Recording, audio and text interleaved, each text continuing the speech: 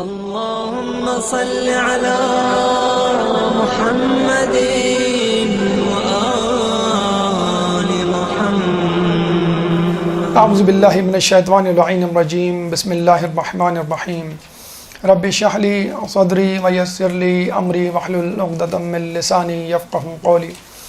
ان اللہ وملائکتہ یصلون علی النبی یا ایھا الذین آمنوا صلوا علیہ وسلموا تسلیما.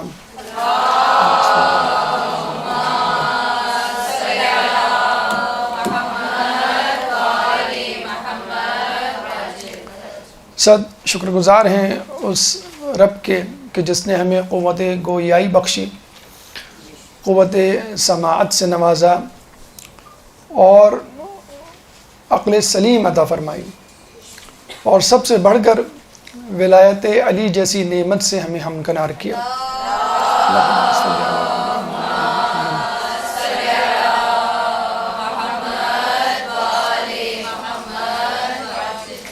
ہم اس مکتبہ فکر سے تعلق رکھتے ہیں کہ جو توحید، نبوت اور قیامت کے ساتھ ساتھ ولایت یعنی امامت اور خدا کے عدل کا قائل ہے. اور یہ خدا کا عدل ہے کہ جس کے سبب وہ ضروری سمجھتا ہے کہ نبوت کی حفاظت کے لیے امامت ضروری ہے. اور یہ خدا کا عدل ہے کہ وہ ضروری سمجھتا ہے کہ انسانوں میں خوشیاں اور غم برابر برابر تقسیم کرے. اگر وہ کسی کو رلاتا ہے تو اس کو ہنساتا بھی ہے، زیادہ رلائے گا تو زیادہ ہنسائے گا بھی. اگر کسی کے نصیب میں زیادہ غم ہے تو اس کے نصیب میں زیادہ خوشیاں بھی ہوں گے. تو ہم اہل بیت کے ماننے والے جہاں عزاداری، گریہ وزاری، ماتمداری میں مصروف رہتے ہیں اور لوگوں کی بنسبت، وہاں اللہ تعالیٰ نے ہمیں دو اضافی خوشیاں بھی دی ہیں، دو اضافی عیدیں بھی دی ہیں. چنانچہ ہم دیکھتے ہیں کہ عید الفطر اور عید الاضحیٰ کے بعد عید غدیر اور عید مباہلہ اللہ تعالیٰ نے ہمیں عطا فرمائی ہے منانے کے لیے. ابھی چند دن پہلے عید غدیر گزری، جشن منایا ہوگا آپ لوگوں نے، خوب شاداں و فرحاں ہوئے ہوں گے. اور بس 6 دن کے بعد انشاءاللہ عید مباہلہ آپ کے سامنے، پھر دوبارہ خوشی کا دن اور خوشی کے لمحات. عید غدیر بلا شبہ ایک بہت بڑی عید ہے، بہت بڑا دن ہے. اور اس کے بارے میں جو دعویٰ کیا جاتا ہے کہ اگر یہ عید نہ ہوتی تو کوئی اور عید بھی نہ ہوتی، بلکہ دین اسلامی نہ ہوتا، ولایت علی نہ ہوتی، اگر ائمہ نہ ہوتے تو خدا کی خدائی اور نبی کی نبوت خطرے میں پڑ جاتی اور دین بدل چکا ہوتا. جیسا کہ ہم نے دیکھا کربلا کے واقعے سے پہلے کس طرح دین تبدیل ہو رہا تھا اور پھر یکایک لوگوں کو ہوش آیا. لوگ یہ کہتے ہیں کہ عید غدیر غلط ہے، واقعہ غدیر ہوا نہیں تھا، اگر ہوا تھا تو اس طرح نہیں جس طرح آپ بتلاتے ہیں، یا ہمیں سمجھ نہیں آتا کہ مولا کے کیا معنی، اعلان غدیر کیا ہے، جانشینی رسول کس کے لیے سزاوار تھی. تو ہم ان لوگوں سے یہ کہتے ہیں کہ جس کو واقع مباہلہ یا پیغام عید غدیر سمجھ میں نہیں آیا وہ واقع مباہلہ کو پڑھ لیں. اگر عید غدیر مناتے ہوئے جھجک محسوس ہوتی ہے، اس کو بدعت سمجھتے ہیں آپ یا اس کا انکار کرتے ہیں، تو واقع مباہلہ کو سمجھ لیجئے، واقع مباہلہ کے پیغامات کو سمجھ لیجئے، آپ کو عید غدیر سمجھ میں آ جائے گی.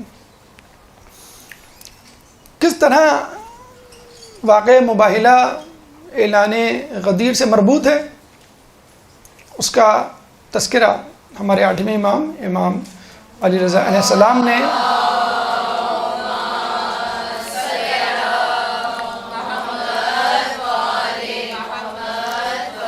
مامون کے دربار میں کیا کہ جب اس نے پوچھا کہ آپ قرآن سے ثابت کر سکتے ہیں کہ رسول اللہ کے بعد سب سے افضل صحابی علی ہیں، تاکہ لوگ بھی تسلیم کر لیں کہ اعلان ولایت علی کو زیب دیتا ہے، جانشینی کا حق علی کے لیے تھا.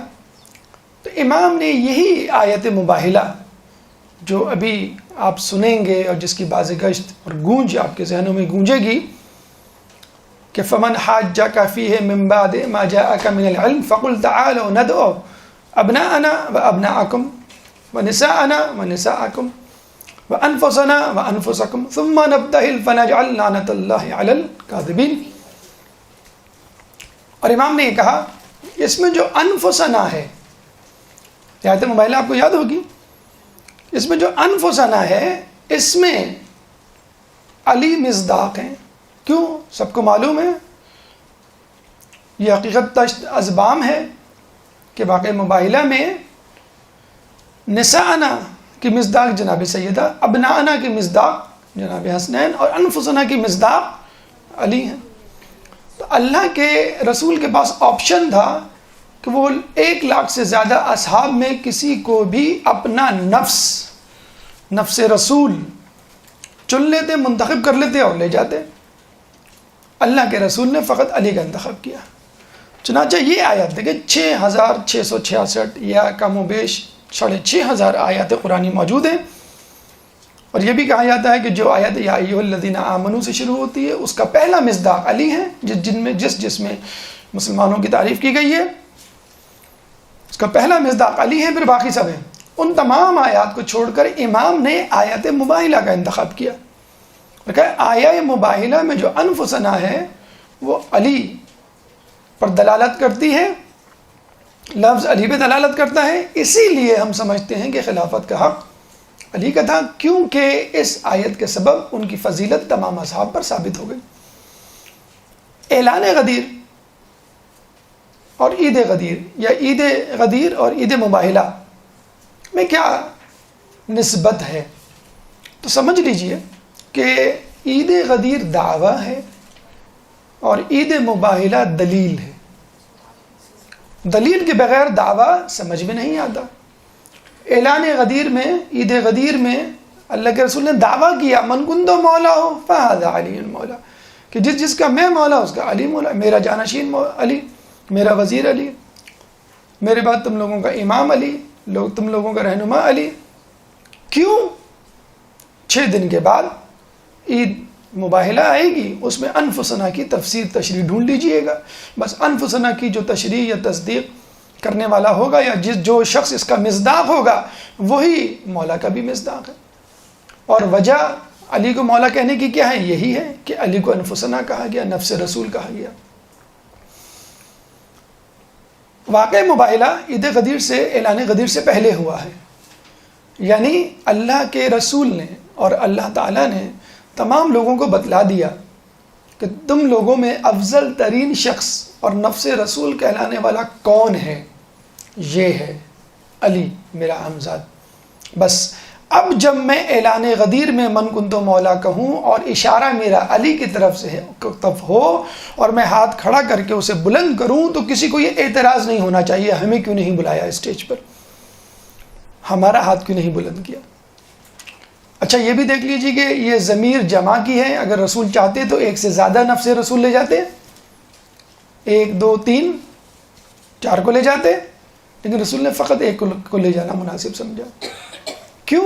کہ علی کے سوا کوئی شخص نہیں تھا جو نفس رسول کے معیار پہ پورا اترتا. چنانچہ عید غدیر اعلان ہے، عید مباہلہ اس کی تصدیق ہے. اعلان غدیر دعویٰ ہے، عید مباہلہ اس کے لیے دلیل. عید مباہلہ یا واقع مباہلہ کیا ہے؟ اس کی تفصیلی گفتگو ہم ایک درس میں پچھلے سال کر چکے ہیں، تمام واقعات آپ کے سامنے پیش کیے تھے. مختصراً اس واقعے کو آپ کے سامنے پیش کرتے ہیں، اس کے بعد جو نفس مضمون ہے اس کی طرف ہم جائیں گے کہ واقعہ مباہلہ کے پیغامات. یہ آج ہمارا موضوع ہے آج کی نشست کا کہ واقعہ مباہلہ کے پیغامات. ایک درود پڑھ دیں محمد والے محمد.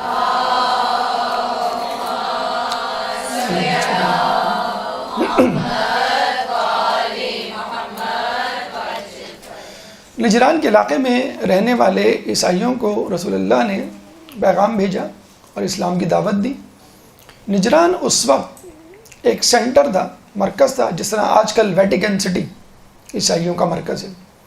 تو اسی طرح نجران بھی 40,000 آبادی پر مشتمل، 40 ٹاؤنز قصبوں پر مشتمل ایک شہر جہاں پہ عیسائی آباد تھے، اور وہ پوری دنیا میں واحد مرکز تھا جہاں پہ عیسائی تبلیغات، عیسائی تعلیمات جو ہے وہ پھیلائی جا رہی تھی، اور وہیں سے پوری دنیا میں مدینہ یہودیوں کا گڑھ تھا، ٹھیک، اور یہ دونوں گروہ مدینہ میں یہودی، نجران میں عیسائی اس لیے یہاں آ کے بیٹھے تھے کہ وہ انتظار کریں اس رسول کا جس کا تذکرہ ان کی کتابوں میں کیا جا چکا ہے۔ جب نجران کے عیسائیوں کو یہ خط ملا تو وہ بڑے حیران ہوئے، یہ کون شخص ہے جو ہمیں چیلنج کر رہا ہے کہ ہمارا مذہب غلط ہے، اور نہ صرف چیلنج کر رہا ہے بلکہ اپنے مذہب کی طرف دعوت دے رہا ہے۔ انہوں نے اپنے بڑے بڑے علماء سے رابطہ کیا، علماء نے شک کا اظہار کیا کہ کہیں یہ وہ رسول تو نہیں کہ جس کا تذکرہ ہماری کتابوں میں موجود ہے، اگر یہ رسول ہے تو ہمیں پھر اس کی بات پہ لبیک کہنا چاہیے۔ انہوں نے کہا ٹھیک ہے، ہم ایک وفد بھیجتے ہیں جو یہ معلوم کرے گا کہ بھئی یہ کون ہے۔ شرجیل نامی شخص کو انہوں نے بھیجا، شرجیل نامی شخص جا کر، وہ بھی ان کا ایک عالم دین تھا، اس نے تمام تفصیلات جمع کی، رسول سے، حضرت عیسیٰ علیہ السلام سے متعلق گفتگو کی، اور واپس آ کے بتایا کہ بھئی یہ نشانیاں ہیں، لگتا تو یہ وہی شخص ہے، لیکن عجیب بات ہے کہ اسماعیل کی نسل سے ہیں۔ بس یہاں پر ان کی کینہ پروری، تعصب، ہٹ درمی آڑے آ گئی۔ انہوں نے کہا ہم اسماعیل کی نسل کے رسول کو نہیں مانتے، ہم تو اسحاق کی نسل سے ہیں، ہم اس کی نسل سے آنے والے نبی کو مانیں گے، بس۔ اور یہی بات یہودیوں نے بھی کی مدینے میں، تو یہودی اور عیسائیوں نے فوراً بریک لگا لیا، جو وہ انتظار کر رہے تھے نبی کا، محمد کا۔ انہوں نے کہا کہ ہم نہیں مانتے۔ انہوں نے کہا کہ اب نہیں مانتے سے تو بات نہیں چلے گی، اس نے تو ہمیں دعوت دے دی ہے، اور ہم نے میٹنگز پہ میٹنگز، اجلاس پہ اجلاس بلا کر لوگوں کو بتا دیا ہے کہ ایک شخص نے نبوت کا دعویٰ کیا اور ہمیں جو ہے دعوت تبلیغ دی ہے۔ ہم کیا کریں، کہیں گے اب ایسا کرنا پڑے گا کہ ہمیں اس کے پاس جا کے بات کرنی پڑے گی اور اس کو جھوٹا ثابت کرنا پڑے گا، اور اپنے عوام کو منانا پڑے گا، ورنہ تمام عوام جس کو ہم کہہ چکے ہیں کہ ہم نبی کا انتظار کر رہے ہیں، وہ یہ نہ ہو کہ ہمارے روکنے کے باوجود اس رسول سے جا کے مل جائے۔ انہوں نے کہا یہ بات تو ٹھیک ہے۔ 40 لوگوں کا وفد بھیجا گیا، جس میں بڑے بڑے علماء شامل تھے، ایک تھا سید، دوسرا تھا عاقب، تیسرا تھا ابو الحارث القمہ یا ابو الحارث بن القمہ۔ ان تین لوگوں کے ہاتھوں میں گیند تھی، یعنی گیم تھی، جیسے اسٹاک ایکسچینج میں 3-4 کمپنیز ہوتی ہیں جن کے ہاتھ میں مارکیٹ ہوتی ہے، باقی سب ان کے پیچھے بھاگ رہے ہوتے ہیں۔ ان تینوں نے جا کے اندازہ لگانا تھا اور گیم کو اپنے حق میں کرنا تھا، یہ پوری تیاری کے ساتھ گئے۔ لیکن جب وہاں گئے تو دیکھا کہ یہ تو بڑا برحق مذہب ہے، اور یہ پوری تیاری کے ساتھ، ہوم ورک کے ساتھ رسول بیٹھے ہوئے ہیں، اور بات بات پہ کہتے ہیں کہ ٹھہرو، انتظار کرو، کل جواب دوں گا۔ تو لگتا ہے کہ واقعی ان پہ وحی آ رہی ہے۔ اگر یہ خود ساختہ نبی ہوتے تو آن دا اسپاٹ فی البدی جواب دیتے۔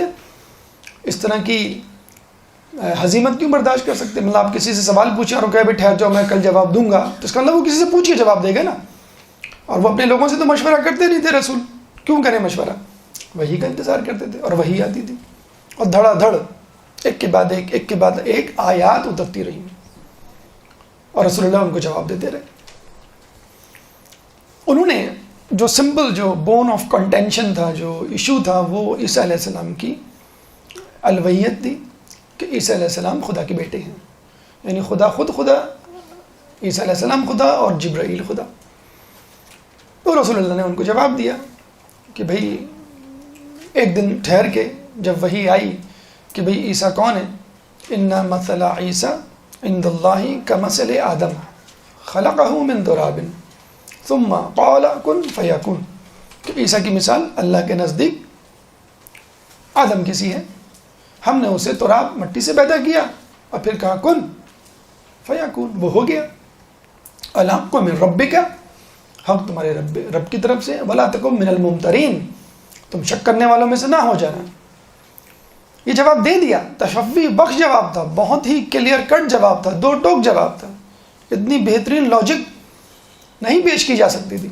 اس کے بعد باوجود انہوں نے ہٹ درمی کا اظہار کیا، امیجیٹلی جیسے انہوں نے ہٹ درمی کا اظہار کیا، اللہ نے کہا فمن حاجک فیہ من بعد ما جاءک من کہ اگر یہ کوئی حجت نہیں کریں اس علم کے آنے کے بعد جو ہم نے ان کو پہنچایا ہے من العلم، ٹھیک ہے، پھر ان کو کہو کہ اپنے گھر والوں کو لائیں، ہم اپنے گھر والوں کو، اور پھر ہم ایک دوسرے پہ لعنت کریں اور اللہ کو کہیں کہ نیست و نابود کریں، اس کو ہم کہتے ہیں مباہلہ۔ تو رسول اللہ اس رنگ قرآن کی آیت میں ابناءنا ابناءکم، ہم اپنے بیٹوں کو لائیں، تم اپنے بیٹوں کو، رسول اللہ حسن حسین کو، حسین ان کی گود میں، حسن ان کی انگلی پکڑے چلے آ رہے تھے، ونساءنا ونساءکم، ہم اپنی عورتوں کو، تم اپنی عورتوں کو، بی بی سیدہ ان کے پیچھے، وانفسنا وانفسکم، ہم اپنے نفسوں کو، تم اپنے نفسوں کو، حضرت علی ان کے پیچھے۔ تو یہی ابو الحارث بن علقمہ موجود تھا، اور یہ تین علماء جب انہوں نے دیکھا تو انہوں نے کہا کہ ہم ایسے چہرے دیکھ رہے ہیں کہ اگر وہ پہاڑ کو اشارہ کریں تو اپنی جگہ سے ہٹ جائیں، تم ان سے مباہلہ نہ کرنا، اگر مباہلہ کیا تو قیامت تک اس روئے زمین پر کوئی عیسائی باقی نہیں بچے گا، ہم سب ہلاک ہو جائیں گے۔ انہوں نے فوراً سمجھ لیا اور فوراً آ کے کہا کہ بھئی ہمیں مباہلہ نہیں کرنا ہے، اور ہم اس کے بدلے میں 2000 خلعت جوڑے دینے کے لیے تیار ہیں، کئی سو گھوڑے، کئی سو زرہیں، تلواریں، اور ایک مرتبہ نہیں، ہر سال دینے کے لیے ہم تیار ہیں۔ تو رسول اللہ نے ان سے یہ ڈیل کی اور یہ بات طے ہو گئی۔ اچھا، یہاں پہ ایک بات جو سنی سنائی ہے، پتہ نہیں اس میں سچ ہے کہ نہیں، ریفرنس اور پڑھی ہوئی بات نہیں، اس لیے ریفرنس کا سوال پیدا نہیں ہوتا، لیکن بہرحال سنی ہوئی بات ہے کہ جب ان سے کہا کہ کبھی کیسے پتہ چلے گا کہ آپ لوگ جو ہے وہ ہارے ہوئے لوگ ہیں، انہوں نے کہا کہ ٹھیک ہے، ہم جو ہیں اپنے لباس کو پیچھے سے پھاڑ ڈالتے ہیں، اور جو بھی لباس پہنے گا اپنے پیچھے کے لباس کو کاٹ دے گا یا پھاڑ دے گا، تاکہ پتہ چلے کہ یہ وہ شخص ہے جو ہارا تھا، عیسائیوں میں سے یہ وہ شخص ہے۔ تو جو انگریزی کوٹ ہوتا ہے وہ پیچھے سے کٹا ہوا ہوتا ہے، پیچھے سے آپ نے دیکھا ہوگا کٹا ہوا ہوتا ہے۔ اچھا، اصل کوٹ اگر آپ انٹرنیٹ پہ جا کے دیکھیں، انکل سام لکھیں آپ تو کوٹ پیچھے کا جو ہوتا ہے پورشن وہ بہت دم کی طرح بہت لمبا سا ہوتا ہے، اور وہ اوپر تک، نیچے سے اوپر تک کٹا ہوا ہوتا ہے۔ بہرحال یہ انہوں نے کیا تھا، اور اس کے بعد وہ پھٹا ہوا لباس پہننے لگے تاکہ بتلانے کے لیے کہ ہم ہارے ہوئے لوگ ہیں۔ پوری عیسائی دنیا میں لوگ پھر اسی طرح کا لباس پہنتے رہے، اور آج مسلمان ان کی تقلید کرتے ہوئے اگر یہ بات سچ ہے تو پھٹا ہوا کٹا ہوا لباس پہن رہے۔ بہرحال یہ واقعہ مباہلہ تھا، لیکن جیسے کہ آپ کو معلوم ہے کہ انبیاء کے واقعات، ائمہ کی سیرت کے پہلو اس لیے نہیں ہوتے کہ ان کو جو ہے مزے لے کے، چٹخارے لے کے سنا جائے اور اللہ اللہ خیر صلی اللہ کہہ کے نشستن گفتن برخاستن کہہ کے اٹھ جائیے۔ یہ بچوں کی کوئی لوری تو ہے نہیں جس کو سنتے ہوئے ہم سو جائیں۔ کہانیاں بچوں کو سنائی جاتی ہیں سلانے کے لیے اور بڑوں کو جگانے کے لیے۔ لوگ سو رہے ہیں، مریں گے تو جاگیں گے، اس لیے مر جائیے مرنے سے پہلے۔ کس پر؟ اہل بیت پر۔ اہل بیت کی محبت میں مر جائیے۔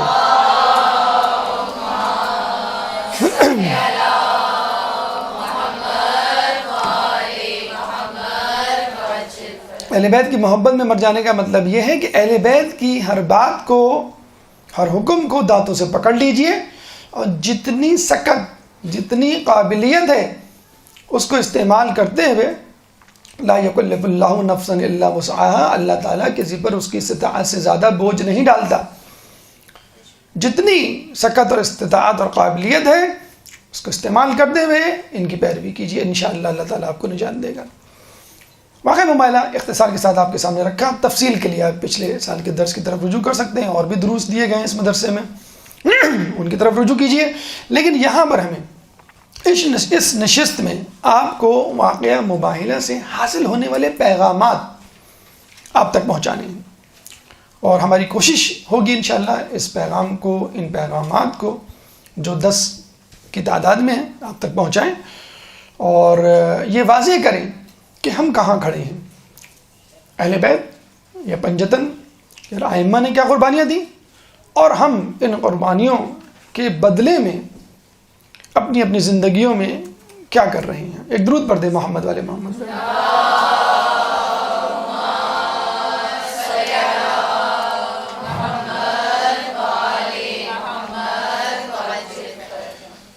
واقع مباہلہ کا پہلا پیغام تبلیغ دین کی اہمیت۔ دیکھیں، یہ جو عید غدیر ہے یا عید مباہلہ ہے یا واقعہ غدیر یا واقعہ مباہلہ ہے، یہ تو صرف کیک کٹنگ سیریمنیز ہیں. ایک اعلان ہوا اور اہل بیت کی فضیلت، اہل بیت کی منزلت، مرتبہ واضح ہوا. لیکن یہ جو آپ نے دیکھا ہوگا نا، اگر کسی فوجی کو بیج لگایا جاتا ہے، کسی اسٹوڈنٹ کو فرسٹ آنے پہ انعام دیا جاتا ہے، تو اس کے پیچھے ایک پوری کہانی ہوتی ہے. اس نے کس طرح اپنی راتیں سیاہ کی، کس طرح اپنی دوستیاں قربان کی، کس طرح اپنے مشاغل کو ایک طرف کیا، کس طرح ٹی وی سے منہ پھیرا، کس طرح غیر ضروری کاموں سے پرہیز کیا، اور کس طرح محنت و مشقت کر کے وہ اس مقام پر پہنچا. تو کیا فقط اس پیغام کو سن لینا اور واہ واہ کر دینا کافی ہے؟ جی نہیں. ہمیں دیکھنا ہے کہ اہل بیت نے اس دوران کتنا لمبا، کتنا کٹھن سفر طے کیا اور کن کن مراحل سے گزرے تو یہاں پہنچے. خود رسول اللہ کی زندگی کو دیکھ لیجیے آپ، ایک لمحے چین سے نہیں بیٹھے اعلان غدیر تک، بلکہ اعلان غدیر کے بعد کہا گیا فسبح بحمد ربک واستغفر، بس اب تم اپنے رب کی تسبیح کرو، ابھی بھی فارغ نہ بیٹھو، ابھی بھی تسبیح کرتے ہوئے اس دنیا سے جاؤ. مکے میں تبلیغ کرتے رہے، اوجھڑی ڈالی گئی، تبلیغ کرتے رہے، کچرا ڈالا گیا، بوڑھی کچرا ڈالتی تھی لیکن تبلیغ کرتے رہے. لوگ مذاق اڑاتے تھے اور آپ تبلیغ کرتے رہتے تھے. مکے والوں نے مذاق اڑایا تو مکے سے باہر رستے میں کھڑے ہو جاتے، حج کے قافلے آنے والوں کو تبلیغ کرتے. تو مدینے والوں نے، جو مدینے سے آئے تھے حج کرنے کے لیے، اس زمانے میں اپنے اپنے حساب سے، اپنے اپنے مذہب کے اعتبار سے لوگ حج کیا کرتے تھے.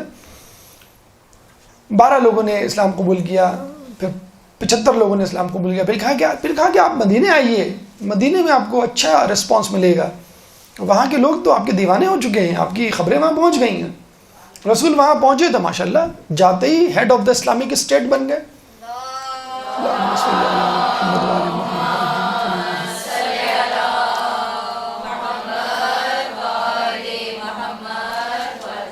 ادھر مکے والوں کو خبر ہوئی، ان کی حضرت میں اضافہ ہوا اور جنگ پہ جنگ، حملے پہ حملے شروع ہو گئے. جنگ بدر، جنگ احد، جنگ خندق، جنگ خیبر. پھر مدینے کے یہودیوں نے سر اٹھانا شروع کر دیا، بھئی یہ تو فری ہو گئے، آتے ہی ہیڈ آف اسٹیٹ بن گئے، اب ہم ان کے زیر نگی ہو گئے، اب یہ جو کہتے ہیں ہمیں سننا پڑے گا. ہم تو مشرکین کو قرضے دیا کرتے تھے بہت، جیسے ایسٹ انڈیا کمپنی تھی برصغیر میں آ کر، چھوٹی سی کمپنی تھی لیکن پورے برصغیر کو غلام بنا لیا تھا. اس طرح یہودیوں نے غلام بنا لیے تھے مدینے کے یہودیوں کو، خوب قرضے دیا کرتے تھے سود پر، اور وہ بیچارے مجبور ہوتے تھے. جب رسول آئے تو سب مسلمان ہو گئے اور ان کے انداز ہی بدل گئے. یہودی پریشان کہ بھائی نو لفٹ، اب ہمیں لفٹ کرانے والا کوئی نہیں ہے، ہمارا سارا سودی کاروبار دھندا جو ہے مندہ ہو گیا ہے. انہوں نے بھی پر نکالنے شروع کیے. پھر جنگ خیبر ہوئی، اس میں رسول اللہ جیتے، سرخرو ہوئے. ٹھیک ہے، اس کے بعد رسول اللہ یہاں ٹھہرے نہیں، ٹھہر جاتے، گیپ لے لیتے، پاز لے لیتے، تھوڑا سا کہہ دیتے بھائی ٹھیک ہے بہت ہو گیا، مکہ بھی فتح ہو گیا. 8 ہجری کو مطلب مکہ فتح ہو گیا، بھئی مکہ بھی فتح ہو گیا، مدینہ بھی فتح ہو گیا، بس ٹھیک ہے باقی کام اب تم کرو، اب میں ریٹائرمنٹ لے لیتا ہوں. 2 سال پہلے 8 ہجری کو مکہ فتح ہوا. ہم لوگ تو یہی کرتے ہیں نا، 10 سال پہلے، 20 سال پہلے ریٹائرمنٹ لے لیتے. مغرب میں 60 سال کے بعد بوڑھے آدمی کو اولڈ ہومز میں، اور ہمارے یہاں 60 سال کے بعد بوڑھے آدمی کو مرج تقلید بنا دیا جاتا ہے. وہاں انگلی پکڑ کے اولڈ ہومز میں، اور ہم اپنے مرج تقلید کی انگلی پکڑ کے تقلید کرتے ہیں کہ تم ریٹائرمنٹ کی ایج پہ نہیں ہوئے ہو، اب تو تمہاری عقل جوبن پر آئی ہے، ہمیں تمہارے جسم کی نہیں، ہمیں تمہاری عقل کی ضرورت ہے.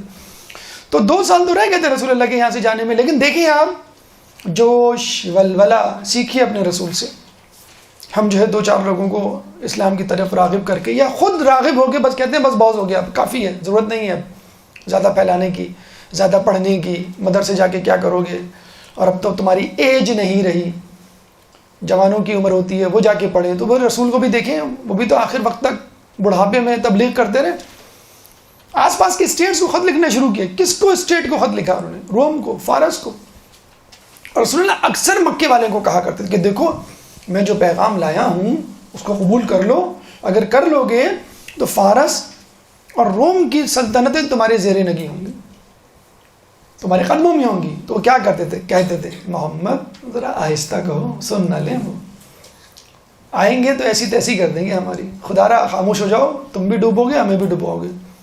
نعوذ باللہ اس طرح مذاق اڑایا کرتے تھے رسول. دیکھیں رسول اللہ نے کر کے دکھایا. ہر اسلامی سلطنت کو خط لکھنا شروع کیا کہ ان کو معلوم تھا کہ میں حق پر ہوں، اور اسلام ان الباطل کان زہوقا جاء الحق وزہق الباطل، حق آ گیا، باطل مٹ گیا، باطل مٹنے کے لیے. تو نجران والوں کو مطلب بالکل ایسے ہی ہے کہ اس وقت کوئی مسلمان جو ہے ویٹیکن سٹی کے پوپ فرانسس جو ان کا پوپ ہے اس کو خط لکھ دے مسلمان ہو جاؤ یا باراک اوباما کو خط لکھ دے کہ جو ہے حسینیت کے لشکر میں شامل ہو جاؤ، کہیں بھائی کیا کر رہے ہو تم؟ تو رسول اللہ نے خط لکھ دیا میں ڈو ہیل ود، تم کیا، تمہاری اوقات کیا، تم سب باطل مذہب پر ہو، تم سب کو میرے زیر نگی ہونا پڑے گا، میری توحید، میری رسالت، میری شریعت میں عمل کرنا پڑے گا. رسول رکے نہیں، فتوحات بے فتوحات. وَرَأَيْتَ النَّاسَ يَدْخُلُونَ فِي دِينِ اللَّهِ أَفْوَاجًا، اور تم جب دیکھو کہ لوگ جوق در جوق اسلام میں داخل ہو رہے ہیں، فَسَبِّحْ بِحَمْدِ رَبِّكَ، بس اب تم تسبیح کرو. میرے رسول وہاں رکا نہیں، اللہ کہہ رہا ہے ماشاء اللہ کیا کہنے ہیں، بس بس بس بہت ہو گیا، بہت ہو گیا، بس بس اب تم جو ہے وہ عبادت کرو. نہیں، رسول تو چاہتے تھے کہ دنیا کا ایک ایک شخص مسلمان ہو جائے، جو میرے سامنے نہیں ہے وہ بھی مسلمان ہو جائے. اب اس میں رسول کی کیا غلطی کہ جو سامنے تھا وہ نہیں مسلمان ہوئے، جو رسول سامنے تھے وہ نہیں مسلمان ہوئے، منافقین کے بھیس میں پڑتے رہے. تو رسول اللہ نے جب نجران کو خط لکھا تو ان کے ہوش اڑ گئے کہ بھئی یہ کون آ گیا ہم کو چیلنج کرنے والا. بتانے کا مقصد یہ ہے کہ تبلیغ دین کے کام سے تھکنا نہیں ہے. آپ کی عمر 50 سال ہو جائے، آپ کی عمر 60 سال ہو جائے، آپ جو ہے لوگ آپ کا مذاق اڑائیں، تھکنا نہیں ہے. آخر وقت تک کہا گیا جان میں جان ہے، لیٹ کے نماز پڑھ سکتے ہو تو لیٹ کے نماز پڑھو، دین پہ تو عمل کرنا ہے جب تک آپ کی روح آپ کے جسم میں موجود ہے. تو یہ ہے رسول اللہ کی تبلیغ. اچھا لوگ کہتے ہیں کہ تبلیغ تو ہم کر لیں، لیکن جب ہم تبلیغ کے لیے ٹائم نکالنا چاہتے ہیں تو ٹائم نہیں نکلتا. رسول اللہ نے شہاب ابی طالب میں 3 سال تک جڑی بوٹیاں کھائی تھیں، جڑی بوٹیاں، پتے کھا کے گزارا کیا تھا. بی بی ختیجہ کا انتقال جڑی بوٹی کھانے سے ہوا تھا. ملکۃ العرب تھی، وہ شاہانہ انداز تھا، لذیذ کھانے تھے، نرم بستر تھا، وہ سب قربان کر دیا. شہاب ابی طالب کی جڑی بوٹی کھانا شروع کر دیا 3 سال تک. ہم لوگ جو کہتے ہیں نا کہ ہمیں سمجھ میں نہیں آتی بعض اوقات اہل بیت کی باتیں، کیونکہ ہمارا لائف سٹائل وہ نہیں ہے نا. رسول ہر وقت دعوت و تبلیغ میں لگے رہتے تھے، عبادت بھی پوری کرتے تھے، کوئی مستحب بھی نہیں چھوڑتے تھے. ہمارے پاس تو ٹائم ہی نہیں ہوتا. کیوں ٹائم نہیں ہوتا؟ ہم نے اپنا روٹین ایسا بنایا ہوا ہے. ہم کیا شہاب ابی طالب کی جڑی بوٹی کھائیں گے؟ ہم تو بیڈ ٹی لینے والے لوگ ہیں، پھر بریک فاسٹ کرنے والے، پھر اسنیکس، پھر لنچ، پھر ہائی ٹی، پھر جو ہے وہ ڈنر، پھر پاپ کارن، پھر چاکلیٹ، پھر پینٹس. ہم کہاں وہ کہاں، تو کوجا میں کوجا. آپ مجھ کو رسول سے ملا رہے ہیں، کیا گستاخی کر رہے ہیں. کیسی جڑی بوٹی؟ ہم تو مسور کی دال سامنے رکھ دیں تو ہم کہتے ہیں یہ منہ مسور کی دال، ہمیں یہ نہیں کھانی مسور کی دال. تو ہمارا جب لائف سٹائل رسول جیسا نہیں ہوگا تو رسول اللہ جیسی خصوصیات ہم کیسے اپنے اندر پائیں گے؟ رسول کے پاس بہت ٹائم تھا. کیوں ٹائم تھا؟ اس زمانے میں فیس بک نہیں تھا، اس لیے ٹائم تھا. رسول کے اصحاب کے ساتھ پاس بہت ٹائم تھا. ہمارے پاس کیا کیا کیا روٹینز ہیں ہماری؟ آپ سنیے ہماری. سب سے پہلے ہم صبح اٹھتے ہیں، کیا چیک کرتے ہیں؟ میسیجز، کس کس کے میسیجز آئے، ٹھیک ہے. پھر اس کے بعد مس کال، نمبر پہ غور کیا جاتا ہے، آخری نمبر پہ کو نوٹ کیا جاتا ہے، 37 آخر میں ہے، اچھا 45 تھا، یہ پہلے بھی کال، اس کو بھی مس کال دی جاتی ہے. 15 منٹ 20 منٹ اللہ کے بندے تم تلاوت قرآن کر لیتے، جو سورہ یاد ہیں، اگر آنکھیں نہیں کھلتی تو آنکھیں بند کیے ہوئے تلاوت کر لیتے. پھر جو ہے وہ ہم ناشتہ کر کے اسکول چلے جاتے ہیں، اور اسکول میں جو ہے جو کل ڈرامہ آیا ہوا ہوتا ہے اس کے بارے میں باتیں ہوتی ہیں، یا T20 میں کس نے کتنے چھکے لگائے اس کی باتیں ہو رہی ہوتی ہیں. اور خواتین جو ہیں وہ مارننگ شوز دیکھ رہی ہوتی ہیں. مرد حضرات جو ہیں وہ آفیسز میں حلال حرام کو ایک کیے ہوئے ہوتے ہیں، یا جی حضوری میں جو ہے اپنا پورا ٹائم گزار رہے ہوتے ہیں. پھر گھر آتے ہیں، کوئی گلی کے نکڑ پہ بیٹھا ہوا ہوتا ہے، کوئی جو ہے پان کی دکان پہ بیٹھا ہوا ہوتا ہے، کوئی چائے کے ہوٹل پہ بیٹھا ہوا ہوتا ہے، اور گھر میں جو ہے وہ خواتین غیبت کی محفلیں سجا کے بیٹھی ہوئی ہوتی ہیں. جب ہمارا یہ روٹین ہوگا، رسول اللہ کے روٹین سے میچ نہیں کرے گا تو ہم کیسے رسول کی طرح ٹائم نکالیں گے؟ جب ہم 12 بجے 1 بجے 2 بجے سوئیں گے اور پھر کہیں گے اوہ نماز نکل گئی، پتہ ہی نہیں چلا. کب سوتے رہ گئے؟ آپ کو جب معلوم ہے کہ میں لیٹ نائٹ سوؤں گا تو میں فجر میں نہیں اٹھوں گا، تو کیوں نہیں آپ جلدی سو جاتے؟ تو ہم کہاں وہ کہاں، مطلب یہ گستاخی جو ہے وہ ہم نہیں کر سکتے. کتنے مہر علی، کتنے تیری ثنا، گستاخ اکھیاں کتنے جا لڑیاں. تو آپ ہم کو ان سے نہ ملائیں، ہم الگ ہیں، وہ ملے الگ ہیں. تو جب آپ اپنا لائف اسٹائل، اپنا انداز، بالکل جسے کہتے ہیں نا تھکا ہوا ٹائم ہم دین کو دیتے ہیں. جب نیند کے جھونکے آتے ہیں تو واٹس ایپ پہ فوراً درس لگا کے بیٹھ جاتے ہیں. ہاں بھائی آج کیا درس تھا، 10 منٹ میں نیند آ جاتی ہے آپ کی. جب جو ہے وہ کھانے میں بدبو آنے لگے، بھئی آپ یہ اس کو ماسی کو دے دیں. جب جو ہے کام کرنے کو نکلیں، کبھی بڑا مشکل کام ہے، عید غدیر کتنے لمبے اعمال، کاش میں دور پیغمبر میں اٹھایا جاتا، لکڑی ہوتا، بجری ہوتا، پتھر ہوتا، کنکر ہوتا، اینٹ ہوتا. یہ نمازیں تو نہ پڑھنی پڑتی، یہ روزے تو نہیں رکھنے پڑتے. اب مجھے بتائیے کہ بس ہمیں یہی کہنا آتا ہے کہ وہ کہاں ہم کہاں، کاش میں یہ ہوتا، کاش میں وہ ہوتا. اور جب جنت میں، جنت کی کھڑکی سے باہر بیٹھ کے اہل بیت کو دیکھیں گے، آپ وہاں ہم وہاں، جہاں آپ، مطلب آپ جہاں ہم وہاں. اہل بیت ہمیں بلا لیجئے، ارے بھائی میں جن راستوں پہ چل کر جنت میں پہنچا ہوں تم اس راستے پہ کیوں نہیں چلے؟ رسول اللہ کا راستہ، ائمہ کا راستہ، صراط مستقیم کا راستہ ہے نا. اب آپ کہیں میں اس راستے پہ نہیں چلوں گا اور جنت میں پہنچ جاؤں گا، کیسے پہنچیں گے آپ؟ کوئی شارٹ کٹ ہوگا کیا جنت کا؟ کیا اوپر سے پہنچ جائیں گے، دائیں بائیں سے پہنچ جائیں گے؟ آپ کو تو اسی راستے پہ چلنا ہے نا، جہاں رسول چلے، جہاں امام چلے، اسی کے پیچھے پیچھے چلنا ہے. یہ الگ بات ہے. راستے میں آنے والا پہلا کانٹا رسول کو چبھے گا، راستے میں آنے والا پہلا آگ کا دریا علی عبور کرے گا، آگ بجھا دے گا. بس آپ کو آگ کی راکھ پہ قدم رکھنا ہے. مجھے بتائیے ہمیں کیا مشکلات ہیں ائمہ کے مقابلے میں؟ رسول آزمائشیں تو وہ ڈھا چکے، وہ گزر چکے، ختم کر چکے. اب تو وہ آگ بجھا کے جو دھواں اٹھ رہا ہے بس اس میں سے گزرنا ہے آپ کو. آگ میں سے کہاں گزرنا ہے؟ مجھے بتائیں کون آپ کے سر پہ تلوار لے کے کھڑا ہوا ہے؟ کون نماز پڑھتے ہوئے اوجھڑی آپ کے منہ پہ ڈال دیتا ہے؟ مجھے بتائیں. رسول کے ساتھ تو یہ سب کچھ ہوا. تو خدا را جاگ جائیے. اگر آپ چاہتے ہیں اس عید مباہلہ کو منائیں، اس عید غدیر کو منائیں، تو خدا را اس کو کیک کٹنگ سیریمنی نہ سمجھے کہ رسول آئے اور کیک کاٹ کے چلے گئے اور اہل بیت کو اعزازات دے کے چلے گئے. آپ دیکھیے اس کے پیچھے کتنی محنت شاقہ ہے. اس کا ذرا شمع تو بنیے، ایک ذرہ تو اس میں سے اٹھائیے، تھوڑی بہت تکلیف تو کبھی تو برداشت کیجیے. تو اس عید کے لمحات میں کم از کم یہ سوچئے کہ جو رسول نے اہل بیت کو بتلایا کہ یہ انفسنا ہیں، یہ ابناءنا ہیں، یہ جو ہیں وہ نساءنا ہیں، یہ کون لوگ ہیں اور کس طرح اس مقام پر پہنچے. اس کے بعد لوگ اکثر یہ کہتے ہیں کہ بھئی ہم تبلیغ تو کرنا چاہتے ہیں لیکن کیا کریں، بڑی پرابلم ہوتی ہے. تبلیغ شروع کرتے نہیں ہیں اور پرابلمز کریٹ ہونا شروع ہو جاتی ہیں. ہم امی کو کہتے ہیں پردہ کریں، آپ پردہ نہیں کرتے ہیں. ابو کو کہتے ہیں داڑھی رکھیں، ابو داڑھی نہیں رکھتے ہیں. ہم بھائی کو کہتے ہیں بھائی نماز پڑھو، وہ نماز ہی نہیں پڑھتا. ہم کیا کریں؟ الٹا تو انہوں نے ہم پہ پابندی لگا دی ہے کہ بھئی تمہیں جو ہے وہ کوئی جانے کی، مدرسے جانے کی ضرورت نہیں ہے. تم جب سے مدرسے گئی ہو کہ جو ہے وہ پولیس مین کی طرح بن گئی ہو. اسی مباہلہ کی ایک آیت ہے، اس سے ریلیٹڈ آیت ہے، آیت نمبر 64 سورہ آل عمران. قُلْ يَا أَهْلَ الْكِتَابِ تَعَالَوْا إِلَىٰ كَلِمَةٍ سَوَاءٍ بَيْنَنَا وَبَيْنَكُمْ.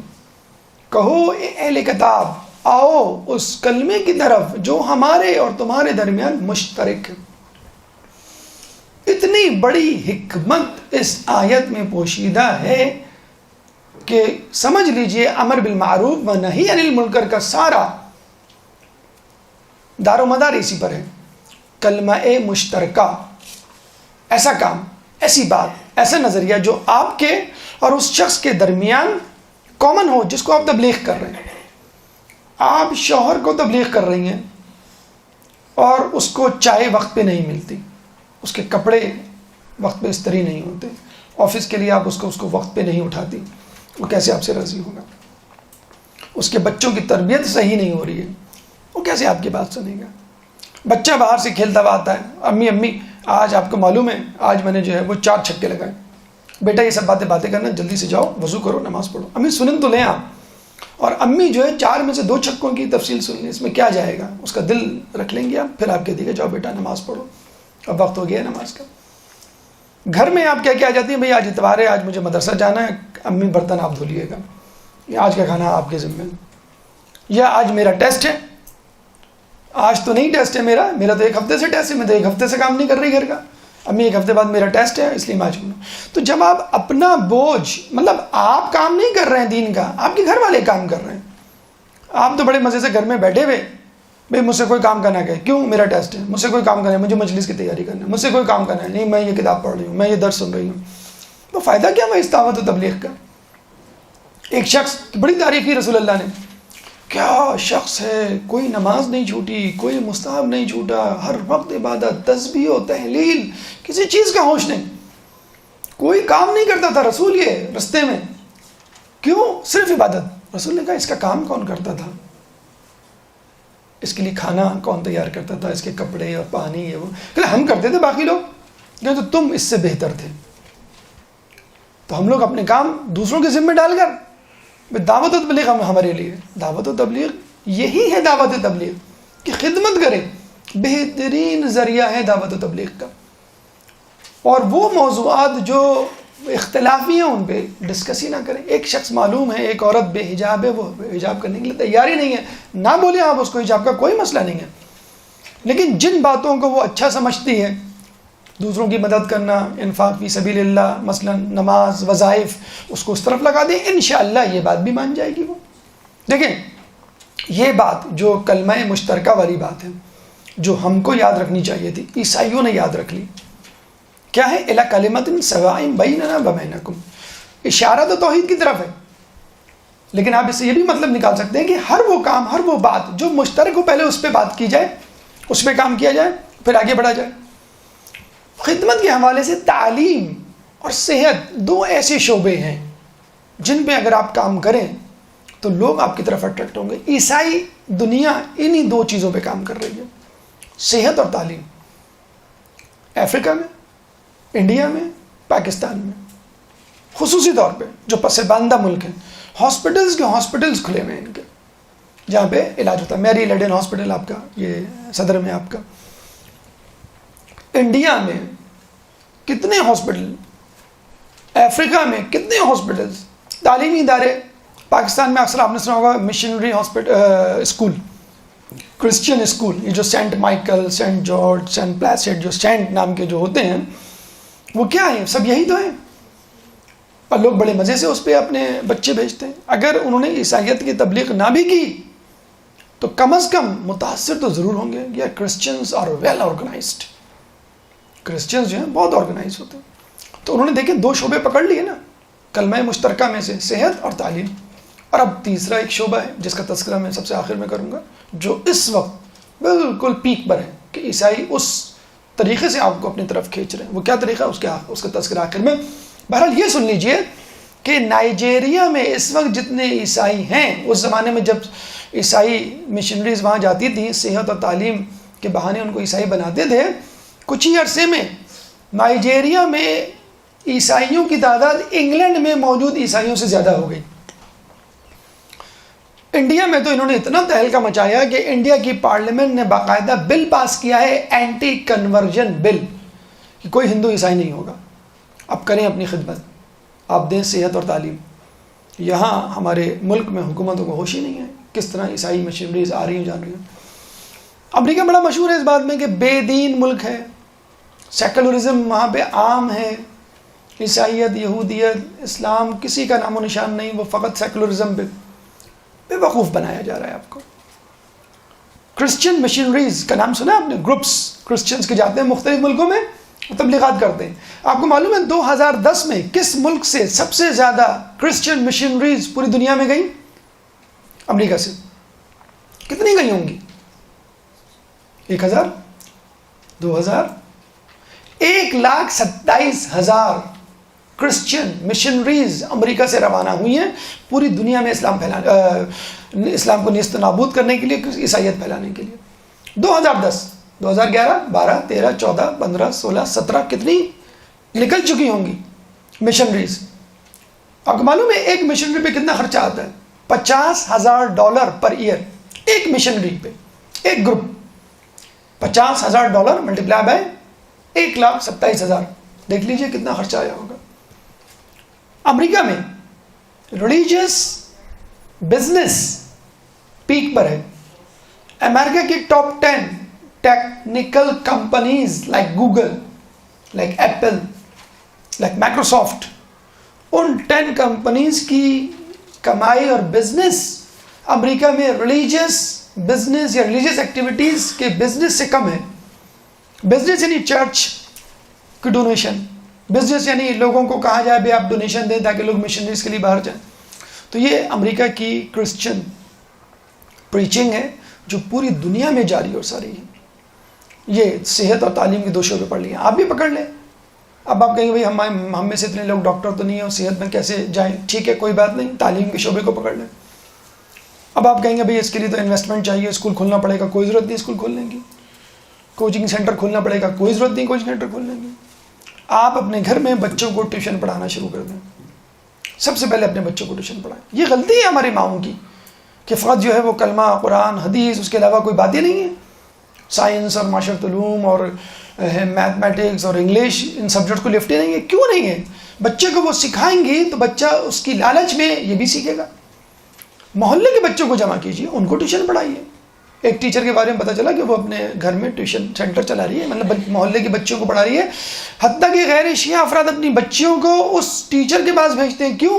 کہ بچے اس بہانے نماز بھی پڑھ لیتے ہیں، بچے ہمارے اس بہانے حجاب بھی سیکھ رہی ہیں، بچہ اس بہانے جو ہے آداب بھی سیکھ رہی ہیں، اپنے دین کا رزق لے رہے ہیں. کیوں؟ کہ وہ ٹیچر ان کو انسان بنا رہی ہے. کیوں نہیں کرتے آپ لوگ؟ ہمارے اسکول کلبز بن گئے، clubs. Barbecue tonight, T20 LCD پر ہوگا سیٹرڈے کو، ہر سیٹرڈے بک ہو گیا اسکولوں میں. کیوں؟ فن، فیئر، ٹھیلے، میلے. ذرا حساب کتاب رکھیے کہ آپ کا بچہ اسکول ٹائمنگ کے علاوہ اور کہاں کہاں جا رہا ہے. اسکول ٹائمنگ کے بعد اسکول میں کیوں رک رہا ہے؟ یا سیٹرڈے اور سنڈے چھٹی ہے کیوں بھیجا جا رہا ہے؟ مکس گیدرنگ، ہلا گلا، بونافائر اور پتہ نہیں کیا کیا الا بلا. یہ سب وہیں کا اسٹائل ہے. یہ کرسچن مشنریز نے جو اسکولز کھولے ہوئے ہیں ان میں یہ سکھایا جاتا ہے. کرسچن مشنریز پہ ایک آبجیکشن خود کرسچنز نے یہ کیا کہ they are not making Christians, they are making western people, they are doing westernization. Christianization نہیں ہو رہی ہے، ویسٹرنائزیشن ہو رہی ہے. ہمارے اسکولز جو کرسچن مشنری کے اسکولز نہیں بھی ہیں، وہ کرسچن مشنریز کے اسکولز کے کیریکولم کو فالو کر رہے ہیں. کتنے اسکولوں میں اسلامیات نکال کر کمپیریٹیو ریلیجن کی سٹڈیز ڈال دی گئی ہیں. ابھی لاہور کے اسکول میں آیا تھا نا کہ اسلامیات کا سبجیکٹ نکال کے کمپیریٹیو اسٹڈیز کی ایک بک ڈال دی گئی جس میں کمپیریزن بتایا گیا مختلف ریلیجن کا. پھر آخر میں لکھ دیا گیا اٹس اپ ٹو یو، آپ جو چاہیں ریلیجن اڈاپٹ کر لیں.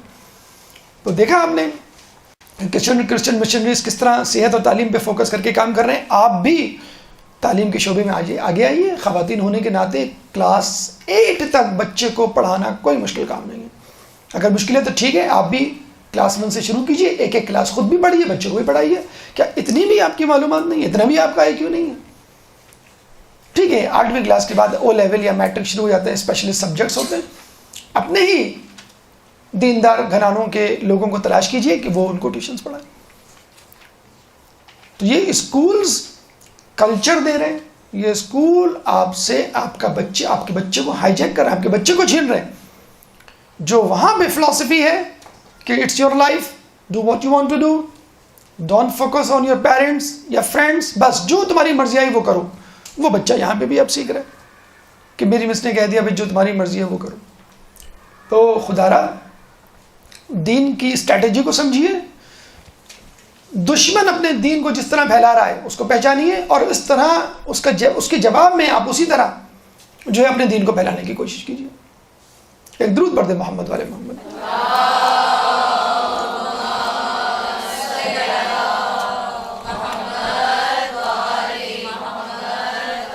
تبلیغ میں عورتوں کی اہمیت، ہماری گفتگو کا دوسرا مرحلہ.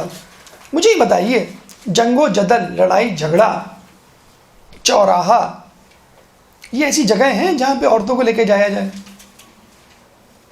نہ عورتیں چاہتی ہیں، نہ گھر کے مرد چاہتے ہیں. ایسی جگہ جہاں پہ بہت سارے مرد جمع ہوں، مناسب نہیں عورتوں کو جانا. ایسی جگہ جہاں پہ جنگ و جدل، مار کٹائی، لڑائی جھگڑا ہو، مناسب نہیں ہے عورتوں کا جانا. اتنا بڑا مار کٹائی، سر پھٹول، نیست نابود کرنے کی باتیں، جنگ، مجادلہ، مباہلے کی بات ہو رہی ہے. رسول اپنی پھول جیسی بیٹی کو لے کے جا رہے. وہ بیٹی کہ جب اس نے رسول سے پوچھا کہ کام کے معاملات میں کیا ہم طے کریں، رسول نے کہا کہ گھر کا کام تمہارے ذمہ، باہر کا کام علی کے ذمہ. فاطمہ خوشی سے جھوم اٹھی کہ مجھے گھر سے باہر نہیں نکلنا پڑے گا.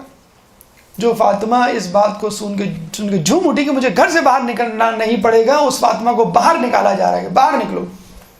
وہ فاطمہ جو کہا کرتی تھی کہ بہترین عورت وہ ہے جس کو کوئی نہ دیکھے اور وہ کسی کو نہ دیکھے، اس فاطمہ کو کہا جا رہا ہے کہ تم باہر نکلو. کیوں؟ دین پہ برا وقت آ گیا ہے، قربانی دینے کا وقت ہے اور تمہیں بھی گواہی دینی پڑے گی. مغربی دنیا الزام لگاتی ہے، الزام تراشی کرتی ہے ہم پہ کہ ہم نے عورت کو قید کر دیا ہے چادر چار دیواری کے نام پر، ان کو محبوس کر دیا ہے، ان کی کوئی ایکٹیویٹی نہیں ہے، وہ کچھ کر نہیں سکتی، کچھ کھیل نہیں سکتی. آپ دیکھ لیجئے اولمپکس میں کتنے گولڈ میڈلز لے کے آئی ہیں ایران کی خواتین. تو شانہ بشانہ چلنے کا مطلب نہیں ہے کہ آپ مردوں کے شانے سے شانے ٹکرائیں. شانہ بشانہ چلنے کا مطلب نہیں ہے کہ آپ بے حجاب گھر سے باہر جائیں. شانہ بشانہ چلنے کا مطلب یہ نہیں ہے کہ آپ جو ہے محفل کی جو ہے شان بن کر جو ہے وہ سیلیبریٹیز کی صورت میں ڈراموں اور فلموں میں کام کریں یا ایڈورٹیزمنٹ میں آئیں. شانہ بشانہ چلنے کا مطلب یہ نہیں ہے. اب تو نیوز میں بھی عورت کو بنا سنوار کے پیش کیا جاتا ہے. یہ ہے عورت کو شو پیس بنانا، بے حیائی اس میں لانا اور اس کے اندر شرم و حیا ختم کرنا، شانہ بشانہ چلنے کا مطلب. حج پہ کیا خواتین مردوں کے شانہ بشانہ نہیں چلتی؟ کیا خواتین جلوس میں شانہ بشانہ نہیں ہوتی؟ کیا خواتین نماز باجماعت میں مردوں کے شانہ بشانہ نہیں ہوتی؟ لیکن شولڈر سے شولڈر ٹکرانا ہمارے لیے جائز نہیں. امریکہ میں ایک خاتون نے تحریک چلائی ہوئی ہے جو بعد میں پتہ چلا مولانا شبلی نعمانی کی پوتی ہیں، جنہوں نے جو ہے وہ نماز کی امامت بھی کروائی کہ عورت نماز امامت کروا سکتی ہے، اور وہ گھس جاتی ہیں نماز جمعہ کے اجتماعات میں نیو یارک میں اور مردوں کے بیچ میں آ کے کھڑے ہو جاتے ہیں. اللہ اکبر. اب لوگ کہتے ہیں بھائی عورتوں کا جو ہے وہ نیچے ہے، آپ اوپر نہ آئیں. نہیں میں تو یہاں پڑھوں گی. نہیں مناسب نہیں ہے، یہ ہماری جو ہے وہ اٹینشن ڈائیورٹ ہوتی ہے. کہ this is your business, mind your own business, اپنی نظروں کا خیال کرو، میں تو تم لوگوں کے ساتھ پڑھوں گی. یہ دیکھیں آپ اس قسم کی عورتیں الحمدللہ وہ ہمارے مکتبہ فکر سے تعلق نہیں رکھتی، لیکن اس طرح کی بھی بیوقوف عورتیں میدان میں آ گئی ہیں کہ ہم جو ہے مردوں کے شانہ بشانہ نماز پڑھیں گے. ہمارے یہاں عورتیں پیچھے نماز پڑھتی ہیں. ایک انداز ہوتا ہے، ایک طریقہ ہوتا ہے جس کو مغرب بھی تسلیم کرتا ہے کہ عورت کی ایک حیا، ایک ڈگنیٹی ہوتی ہے. وہاں پہ بھی ہے نا کہ لیڈیز فرسٹ. اگر قطار میں بہت سارے مرد کھڑے ہوئے ہوں، ایک عورت آ جائے تو فوراً ہٹ جاتے ہیں، جی پلیز آپ آگے آ جائیں.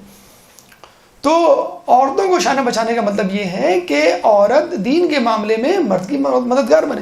لیکن علی نے اتنے لوگوں کو دیکھا، اتنے لوگوں کے ساتھ جنگیں لڑیں.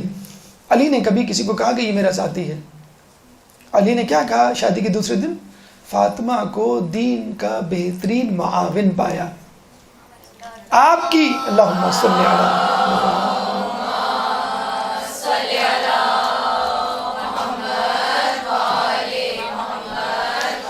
مرد کی بہترین معاون. ابھی ہم نے شریک حیات اور فلسفہ شادی پہ گفتگو کی تھی کہ مرد کے لیے دین کے حوالے سے بہترین معاون عورت ہو سکتی ہے. رسول اللہ پہ جب وحی آئی تو سب سے پہلے کس کو سنایا؟ بی بی خدیجہ کو سنایا. کسی اور کو؟ علی بھی تو تھے، علی کو جا کے سنا دیتے. بی بی خدیجہ کو سنایا. کیا تسلی تھی، کیا خوبصورت الفاظ تھے کہ آپ نے کسی کا برا نہیں چاہا. اللہ کبھی بھی آپ کو تنہا نہیں چھوڑے گا.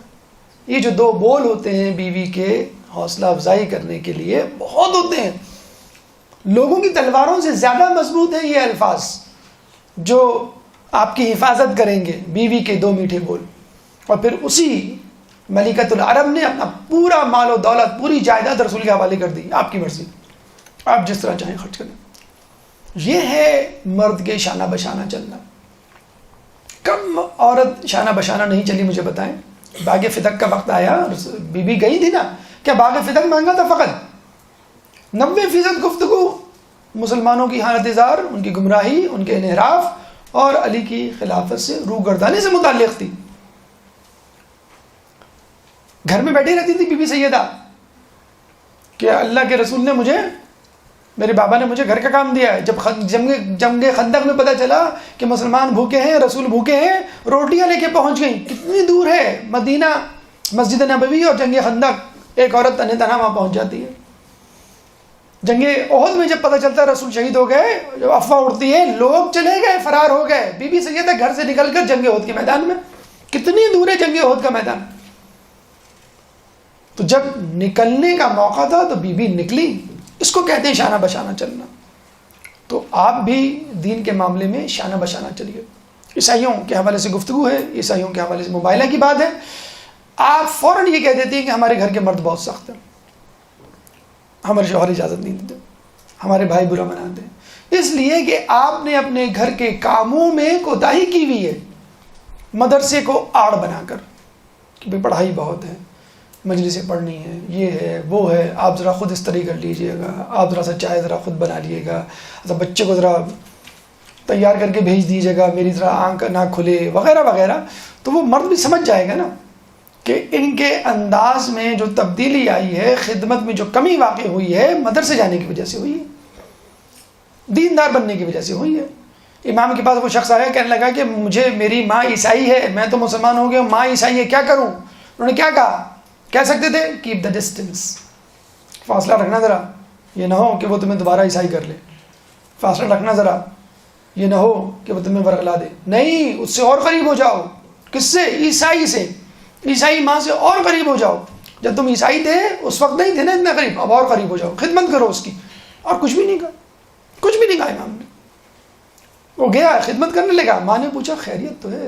تجھ میں ایسی تبدیلی کیا آ گئی کہ میں مسلمان ہو گیا ہوں؟ مسلمان ہو گیا ہے تو کیا مسلمان بیٹے اپنی ماؤں کی زیادہ خدمت کرتے؟ کریں ہاں. کہنا بس ٹھیک ہے، پھر میں بھی مسلمان ہو جاتی ہوں.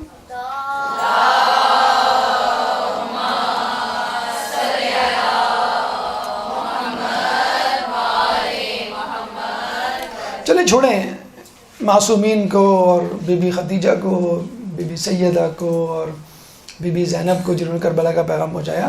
کسی کرسچن لیڈی کی بات کرتے ہیں تاکہ تھوڑی سی آپ کی غیرت میں جو ہے وہ ابال آئے. مدر ٹریسا کا نام سنا ہے آپ نے؟ مدر ٹریسا کو نوبل پرائز ملا تھا 1997 میں. کون مدر ٹریسا؟ 1910 میں پیدا ہوئی البانیہ میں، اور وہاں سے انڈیا گئی. انڈیا جا کے اس نے کہا کہ بس میں یہیں کی ہو کے رہ گئی، بس مجھے یہیں رہنا ہے. انڈیا سے کوئی میسیڈونیا، البانیہ کا ابھی موجودہ نام میسیڈونیا، یورپ جائے اور وہ جا کے کہے کہ بس اب تو مجھے یہیں رہنا ہے. تو سمجھ میں آتی ہے بات. وہاں کی کشادہ خوبصورت سڑکیں دیکھ کر، لذیذ کھانے دیکھ کر، امیگریشن حاصل کر کے بات سمجھ میں آتی. پاکستان سے کوئی آسٹریلیا جائے، اب کہے بھائی میں نہیں جا رہا پاکستان، ٹھیک ہے بالکل صحیح فیصلہ ہے آپ کا. اور آسٹریلیا سے کوئی پاکستان آ جائے، کراچی میں بھی مجھے یہیں رہنا ہے، مجھے بہت اچھا لگ رہا ہے، پاگل ہو گیا. مدر ٹریسا آئی 1940s میں اور 10 سال بعد اس نے فیصلہ کیا میں یہیں رہوں گی، یہاں سے نہیں جاؤں گی.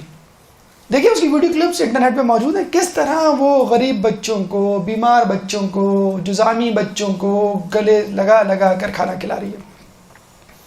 50 سال سے زیادہ عرصے رہی ہے یہاں پر. 1997 میں اس کا انتقال ہوا ہے، اور اب پوپ فرانسس نے اس کو سینٹ کا درجہ دیا ہے. سینٹ کا درجہ ملتا نہیں ہے، ملتا ہے تو بڑی مشکل سے ملتا ہے عورت کو. جیسے ہمارے یہاں عورت مجتہدین کتنی ہوں گی؟ بہت کم. تو وہاں پہ سینٹ کا مطلب ہوتا ہے جیسے ولی اللہ، اللہ کا ولی، جس پہ جو ہے الہام ہوتا ہو، وحی ہوتی ہو، اور عیسیٰ علیہ السلام آتے ہوں بات کرنے وغیرہ وغیرہ. سینٹ کا درجہ دیا گیا، نوبل پرائز اس کو دیا گیا.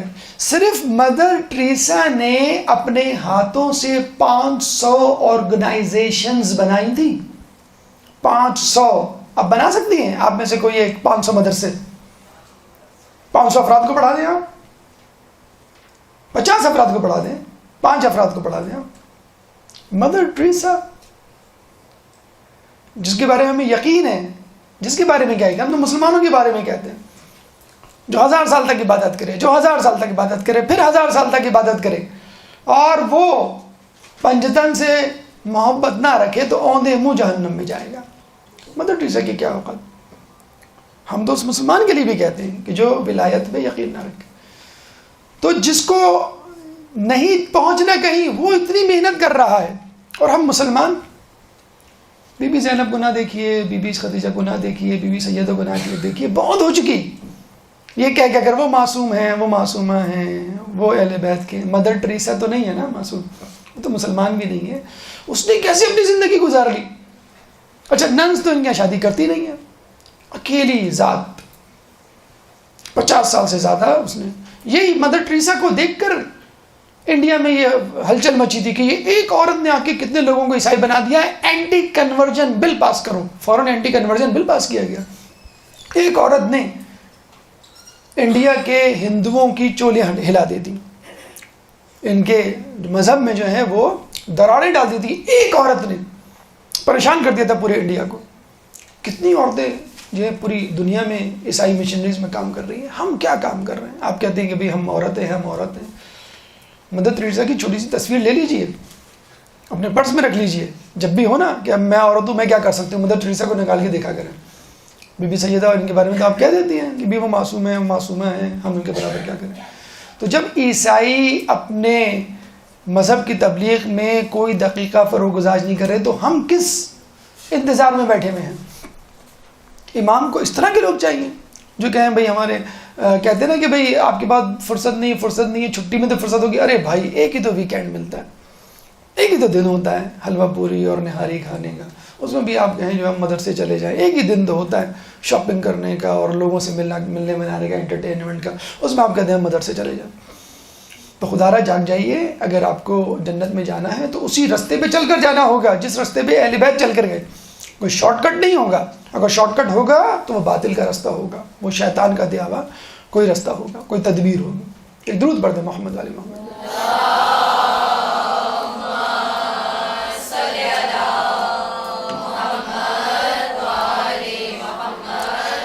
ہماری گفتگو کا تیسرا مرحلہ دلائل کی اہمیت. یہ تیسرا پیغام ہے مباہلہ کا. دیکھیے آج کل مسلمانوں پہ بہت آسانی کے ساتھ ایک لیبل لگا دیا جاتا ہے. کون سا لیبل؟ دہشت گردی کا، تشدد پسندی کا، کہ یہ جو ہے ٹیرورسٹ ہیں، یہ جو ہے ایکسٹریمسٹ ہیں. اور اب تو ماشاءاللہ یو این او میں بڑی تقریر کی تیاری کر کے گئے تھے ہمارے پرائم منسٹر. پتہ چلا کہ ان لوگوں نے آ کے روسٹرم پہ کہہ دیا پاکستان از اے ٹیرورسٹ اسٹیٹ، ڈکلیئر کریں آپ. او کیا ہو گیا بھائی؟ لوگ ہم تو بات کرنے آئے تھے اور یہاں پہ ہی ہمیں دہشت گرد ملک قرار دے رہے ہیں. کر لیں جو کرنا ہے. مغرب نے ایسا جھنجھنا، ایسا کھلونا ہمارے ہاتھ میں پکڑایا ہے کہ یقین کریں کہ سمجھ میں نہیں آتا ہے اس مسئلے کو کیسے حل کریں. ایک عورت حجاب کی حالت میں ایروپلین میں داخل ہوتی ہے. آپ باہر جائیں بھائی، ہمیں خطرہ ہے، آپ نے بم باندھا ہوا ہے اندر، نہیں چلے گی فلائٹ، روک لیں بھائی اس کو. پورے مسافر کھڑے ہو گئے، فلائٹ روک دی، اس عورت کو اترنا پڑا. یہ حالت ہو گئے، یہ حالات ہو گئے کہ انگلینڈ میں ایک عورت جا رہی ہے رات میں، اس کا پیچھے سے اسکارف پکڑ کے کھینچ رہے کہ یو آر ٹیرورسٹ.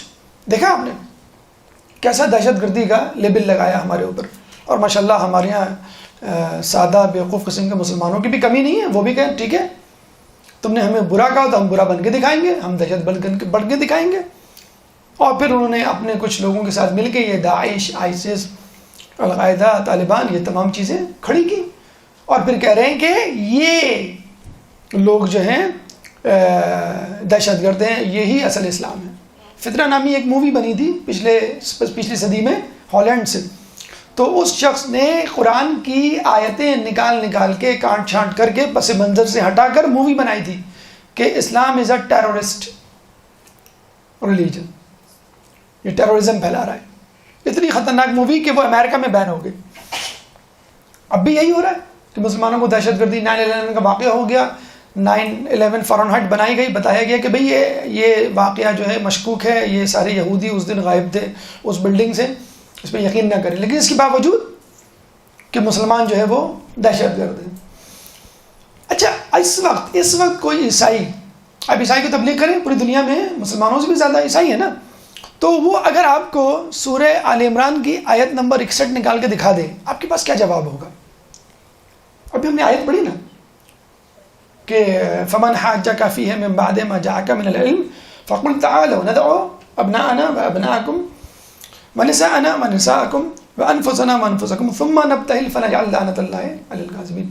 اگر وہ آیات آپ کو نکال کے دکھا دے، دیکھو تم کہتے ہو کہ دہشت گرد نہیں ہو، تم لوگوں کی گفتگو شروع ہی ثم نبتہل فنجعل سے ہوتی ہے، تم لوگ تو بعد میں کرتے ہو، لعنت پہلے بھیجتے ہو.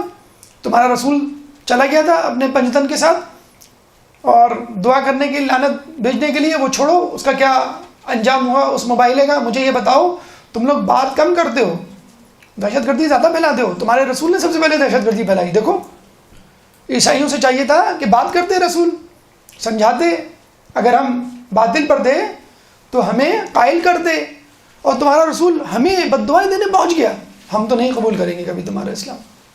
کیا جواب ہے آپ کے پاس؟ آپ اس کو بتائیے.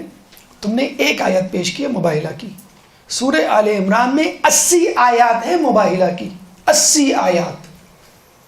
یہ جو مباہلہ سے پہلے کہ جو حالات ہیں، کبھی آپ سنیں صادق صاحب کے 7 لیکچرز ہیں حیاۃ القلوب میں، صفحے کے صفحے بھرے میں، کہ مباہلے سے پہلے کیا ہوا تھا؟ مناظرہ. مباہلے سے پہلے کیا ہوا تھا؟ مباحثہ. مباہلے سے پہلے کیا ہوا تھا؟ مذاکرہ، مصالحہ. یہ تمام چیزیں جب ہو گئیں، لاتوں کے بت باتوں سے نہیں مانیں گے، گھی سیدھی انگلیوں سے نہیں نکلے گا. پھر اللہ نے کہا ثم نبتہل فنجعل، تم نہیں باز آؤ گے. تم لوگوں سے ڈسکشن کر لیا، بہت کر لیا، تم لوگوں نے بات نہیں مانی. 80 آیات مباہلے کے لیے، 79 مرتبہ اللہ نے سمجھایا، دیکھو مت کرو، دیکھو باز آ جاؤ. ماں اپنے بیٹے کو کتنی مرتبہ سمجھاتی ہے اور اس کے بعد دھمکی دیتی ہے کہ میں تمہیں تمہارے ابو سے پٹوا دوں گی. کتنی مرتبہ؟ 1 2 3 4 5 10 مرتبہ. 10 مرتبہ بھی شاید مانی. 2-3 مرتبہ ماں کہتی ہوگی تو بیٹا خاموش ہو جاؤ، مجھے جو ہے وہ یہ ٹی وی پہ ڈرامہ دیکھنے دو، میں نے تمہارے ابو سے شکایت کر دوں. مثلا کوئی بھی آپ مثال دے دیں، وہ تو ہمارے منہ سے نکل گیا. آپ کوئی بھی مثال وہ دے دیں کہ مجھے کھانا پکانے دو، مجھے قرآن پڑھنے دو، مجھے نماز پڑھنے دو، تمہارے ابو سے شکایت کروں گی. 1 مرتبہ 2 مرتبہ 3 مرتبہ. ذرا اس کو بلا لیجئے، یہ بہت شور کر رہا ہے یہاں پر. ہاں بھی بیٹا علی آ جاؤ. دیکھا بیٹا میں نے کہا تھا، بار بار 3-4 مرتبہ. اللہ تعالیٰ 79 مرتبہ سمجھا رہا ہے، تو کیا اللہ کا یہ حق نہیں کہ 80 مرتبہ کہا ہے کہ چلو بس آ جاؤ، بہت ہو گئی، میدان میں آ جاؤ. اگر تم کو بہت زیادہ زعم ہے نا کہ تم سچے ہو تو دیکھ لیتے کس پہ لعنت پڑے گی. عیسائی اگر کوئی یہ کہے کہ تم جنگ و جدل والے ہو اور تمہاری گفتگو جو ہے لعنت ملامت سے شروع ہوتی ہے، جی نہیں، ہماری گفتگو لعنت ملامت پہ ختم ہوتی ہے. 80ویں آیت آئی تو ہم نے کہا لعنت اللہ علی الکاذبین، لعنت ہو جھوٹوں پر. اس سے پہلے ہم نے پیار محبت سے سمجھایا انہیں عیسائیوں کو. یہودی کہا کرتے تھے قالوا لن ندخل الى الجنہ من كان هودا او نصارى تلك امانيهم قل هاتوا برهانكم ان كنتم صادقين. یہودی کہتے ہیں کہ جنت میں کوئی نہیں جائے گا، لن يدخل الجنہ ما كان الا ما كان هودا او نصارى، سوائے اس کے کہ جو یہودی ہو یا عیسائی ہو. تلک امانیہم، یہ تمہاری خام خیالی ہے، یہ تمہارا گیس ورک ہے، تمہارے اٹکل پچو ہیں، تمہارے جو ہیں سبز باغ ہیں، شیخ چلی کے خواب ہیں جو تم دیکھ رہے ہو. تلک امانیہم. اور کس طرح پھر اللہ نے دل پہ پتھر رکھ کے کہا ہوگا ٹھیک ہے کوئی بات نہیں، قل ہاتوا برہانکم ان کنتم صادقین، ٹھیک ہے کوئی دلیل ہے تو لے آؤ. ارے خدا تو خود کہہ رہے لعنت اللہ علی الکاذبین، تو خود کہہ رہا ہے یہود و نصارانی جو ہیں وہ باطل پر ہیں، تو نے بھیجا ہی محمد کو اس لیے ہے کہ وہ اسلام کا پیغام ہو جائے. آپ اس سے کہہ رہے ہیں، ان گمراہ فرقوں سے، مذہب والوں سے کہہ رہے ہیں قل ہاتوا برہانکم ان کنتم. آپ کو تو کہنا چاہیے تھا کہ تم لوگ جہنم میں جاؤ گے، تم لوگ اس قابل نہیں ہو، بلکہ میں سب کو ڈال دوں گا، یہود و نصارہ کو نہیں ڈالوں گا. تم نے کیوں دعویٰ کیا کہ ہمارا جنت میں قبضہ ہے، ہم جائیں گے جنت میں. اللہ اس موقع پر بھی اپنے غصے کو کنٹرول کر کے، یہ میسیج ہے اللہ کا ہمارے لیے کہ کوئی بیوقوف دشمن اہل بیت آپ کے سامنے کھڑا ہو کے کہے کہ میں مسلمان ہوں تم کافر ہو، تب بھی تم مسکرا کے کہنا قل ہاتوا برہانکم ان کنتم صادقین. آپ کے پاس کوئی دلیل ہے تو پیش کیجئے.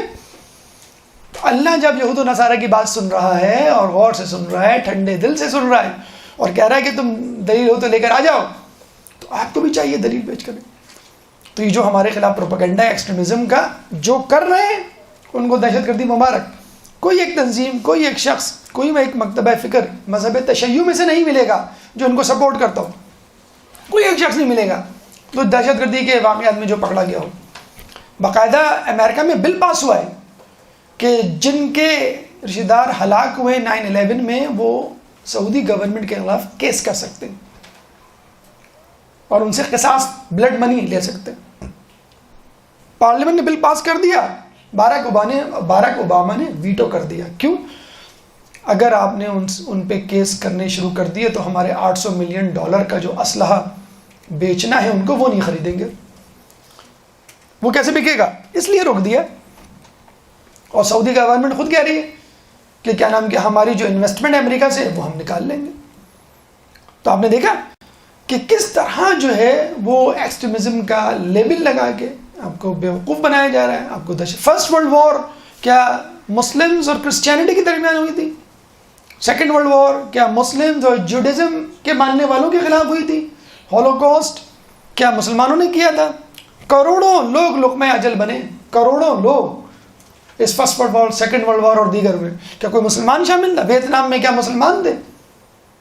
مسلمانوں پہ آپ نے لیبل لگایا ہے کہ ان کو کسی طرح دہشت گرد قرار کیا جائے، ان کو بار بار قاتل، چور، ڈکیت اور دہشت گرد کہا جائے تاکہ یہ مجبور ہو جائیں.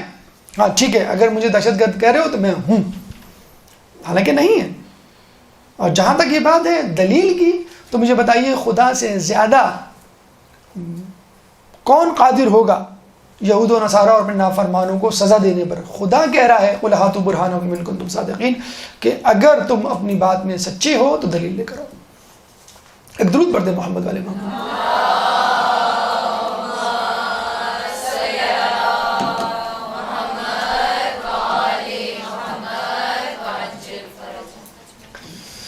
اچھا، دلائل کی اہمیت ہو گئی. اب آ جائے توحید کی اہمیت، ہماری گفتگو کا چوتھا مرحلہ.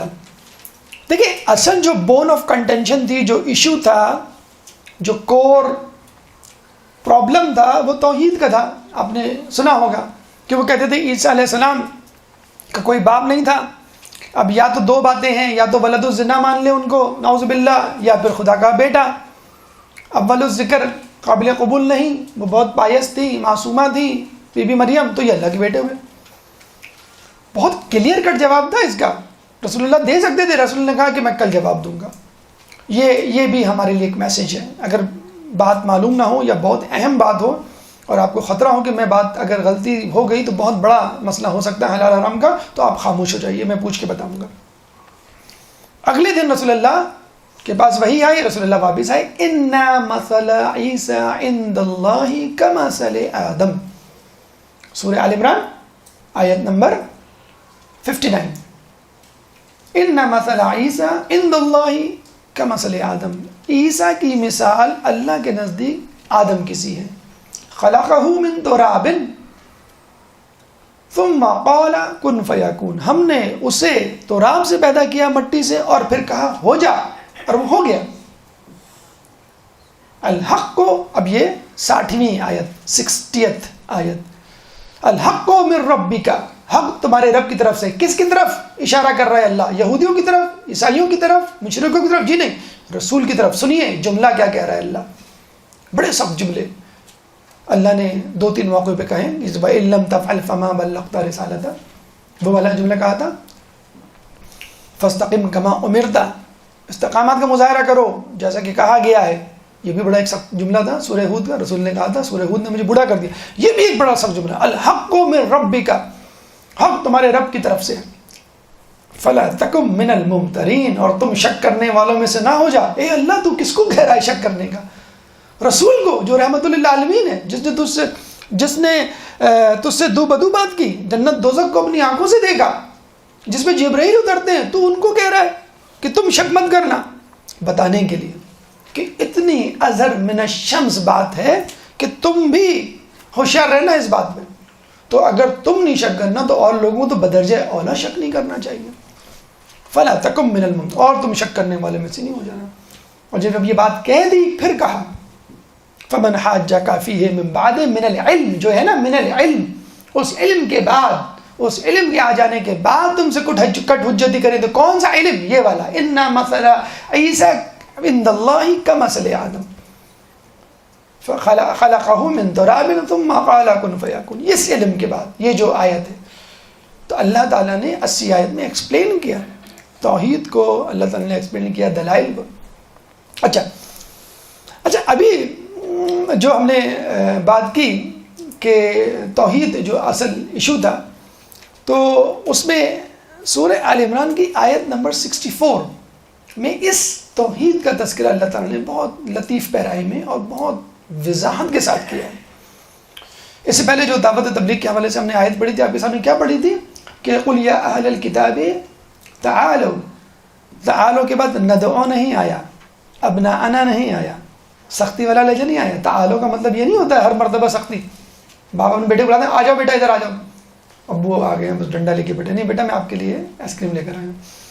سو تعالوا الی کلمۃ سواء بینا و بینکم، کہ اہل کتاب آؤ اس کلمے کی طرف جو تمہارے ہمارے درمیان مشترکہ ہے. یہ ہم نے آیت ادھوری چھوڑ دی تھی پہلے، اب اس کو مکمل کرتے ہیں. کون سا کلمہ مشترکہ ہے؟ اللہ نعبد الا اللہ، کہ ہم اللہ کے سوا کسی کی عبادت نہیں کریں گے. ولا نشرک بہ شیئا، اور اس میں کسی کو شریک نہیں ٹھہرائیں گے. ولا یتخذ بعضنا بعضا اربابا من دون اللہ، اور ہم میں سے کوئی اللہ کو چھوڑ کر ایک دوسرے کو خدا نہیں بنائے گا. آپ نے دیکھا اللہ نے توحید کا تذکرہ کس طرح کیا ہے. پہلی مرتبہ کہا ہے اللہ نعبد الا اللہ، کہ ہم اللہ کے سوا کسی کی عبادت نہیں کریں گے. کافی تھا، انف، اچھی طرح ایکسپلین کر دیا اللہ. اب مزید وضاحت کی کیا؟ نہیں، بہت امپورٹنٹ بات ہے. لیٹ می سے اٹ ان another way، ایک اور طریقے سے اس بات کو سن لیں آپ.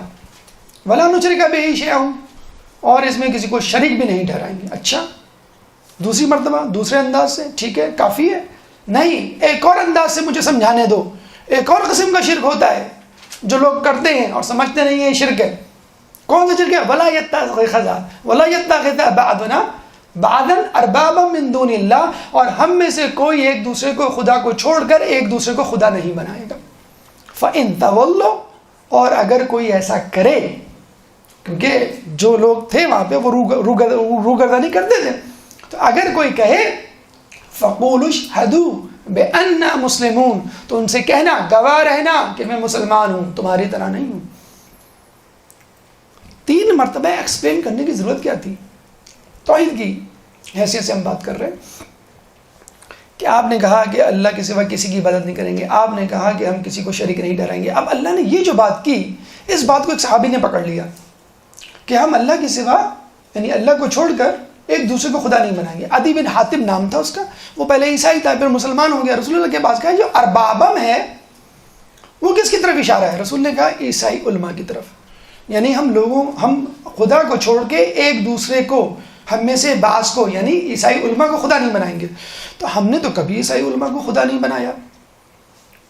ہاں عیسیٰ علیہ السلام کو ہم خدا کہہ جاتے تھے جو کہ غلط تھا، لیکن پھر بھی ہم نے کبھی عیسیٰ علماء کو تو خدا نہیں بنایا. رسول نے کہا کبھی ایسا ہوتا تھا کہ وہ تمہارے لیے کوئی فتویٰ دیتے تھے اور وہ فتویٰ جو ہے انجیل یا بائبل کے خلاف جاتا تھا اپنی کتاب کے. وہ انہوں نے کہا کہ ہاں ایسا تو ہوتا تھا. کہ تمہیں معلوم ہوتا تھا کہ کتاب اللہ کے خلاف بات کر رہے ہیں؟ کہنا ہاں ہمیں معلوم ہوتا تھا. کہنا پھر بھی تم عمل کرتے تھے؟ کہنا ہاں ہم پھر بھی عمل کرتے تھے. تم کو معلوم ہوتا تھا کہ خدا کے خلاف بات کر رہے ہیں، خدا کے برخلاف جا رہے ہیں، پھر بھی کہنا ہاں ہم پھر بھی عمل کرتے تھے. کہنا بس یہی ہے خدا کے مقابلے میں ایک دوسرے کو خدا بنانا، انسانوں میں سے خدا بنانا. اب مجھے آپ یہ بتلائیے تھوڑی دیر رک کے، یہ جو فرقے بنتے ہیں وہ کیوں بنتے ہیں؟ کیا یہودیوں میں 71 فرقے جو وجود میں آئے توریت نے بنائے؟ توریت نے کہا کہ 71 طریقے سے عبادت نہیں. کیا عیسائیوں میں جو 72 فرقے بنے وہ انجیل نے بنائے کہ بھئی اس طرح بھی کر لو، اس طرح بھی کر لو، اس طرح بھی کر لو؟ کیا مسلمانوں میں جو 73 فرقے ہیں وہ قرآن نے بنائے؟ قرآن نے تو نہیں بنائے. کس نے بنائے؟ جس نے قرآن کو پڑھ کے سمجھایا ان لوگوں نے بنائے. کیوں؟ کہ انہوں نے غلط سمجھایا، اپنا قیاس کیا. جو تفسیر تھی وہ نہیں بیان کی. مولا علی لائے تھے نا تفسیر لکھ کر قرآن کی, 6 مہینے جو بالکل رو پہنچ رہے تھے, گھر میں تنہا رہے تھے, اور لے کر آئے تھے, دیکھو میں نے ہر آیت کو اس کی تنزیل, اس کے اشارے, تفصیل کے ساتھ جمع کر لیا ہے. لوگوں نے کہا ہمیں تمہارا قرآن نہیں چاہیے. تو علی نے کہا کہ اب تمہیں اسے کبھی نہیں دیکھ سکو گی.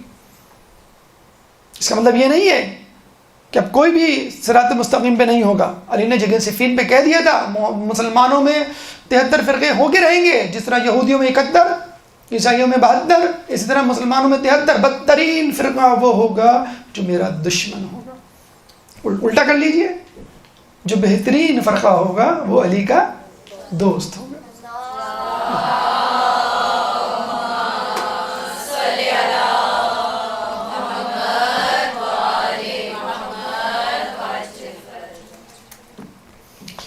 تو ہمارے یہاں جو گروہ بندیاں ہیں, فرقہ بندیاں ہیں, مسالک ہیں, وہ اس وجہ سے ہیں کہ قرآن تو ایک ہے, قرآن کو پڑھ کر سمجھانے والے اور ہیں. اور کیوں ایسا وہ کر جاتے ہیں غلطیاں؟ اس لیے کہ قرآن اس ذریعے سے نہیں سمجھاتے کہ جس ذریعے سے سمجھانا چاہیے. دیکھیں, قرآن نے 80 آیات پیش کی نا مباہلے کے لیے, نہیں سمجھ میں آیا, قرآن سے بات نہیں سمجھ میں آئی نا, تو پھر کس کو لے کر آئے بات سمجھانے کے لیے؟ اطرت کو. قرآن و اطرت, کہ میں اپنے پیچھے 2 گرہ قدر چیزیں چھوڑے جا رہا ہوں, یہ ایک دوسرے سے جدا نہیں ہوں گی جب تک حوض کوثر پر میرے پاس نہ پہنچ جائیں. تو قرآن سے اگر کوئی بات نہ سمجھ میں آئے تو تم اہل بیت سے سمجھ لو. یہ تو بہت دور کی بات ہے کہ اہل بیت کی کوئی بات سمجھ میں نہیں آئے تو نہیں, قرآن کی کوئی بات اہل بیت تمہیں سمجھ میں آئے تو اہل بیت سے سمجھ لو. تو یہاں تو ہم اس بات پر وہ ہیں کہ قرآن افضل کہ اہل بیت افضل. یہاں کہہ رہے ہیں قرآن کافی نہیں تھا تمہارے لیے اہل بیت کافی ہیں, وہ سمجھا دیں گے. اور لوگ کیا کہتے تھے کہ حسبنا کتاب اللہ. ارے کتاب تو عیسائیوں کے لیے کافی نہیں ہوئی, اہل بیت کو لانا پڑا سمجھانے کے لیے. اور یہاں پہ آپ کہہ رہے ہیں حسبنا کتاب اللہ, ہمارے لیے اللہ کی کتاب کافی ہے, ہم جو ہے ہمیں علی کی ولایت اور ائمہ کی امامت نہیں چاہیے. تو یہ گروہ بندیاں اس لیے ہوتی ہیں کہ فاسألوا اہل الذکر, پوچھ لو اہل ذکر سے. اہل ذکر کون ہے؟ نفس رسول ہے. اہل ذکر کون ہے؟ بجتن پاک. ان کی طرف ہم رجوع نہیں کرتے. تو اگر قرآن کے ساتھ اطرت کو لے لیا جائے, قرآن کے ساتھ اہل بیت کو لے لیا جائے, تو قرآن اچھی طرح واضح طور پر سمجھ میں آ جائے. ورنہ واضح آیات, کھلی ہوئی عبارتیں آپ کو سمجھ میں نہیں آئیں گی, اور آپ وضو میں پاؤں کو دھوتے رہ جائیں گے, ہاتھ ملتے رہ جائیں گے. ایک درود پڑھ دیں محمد والے محمد.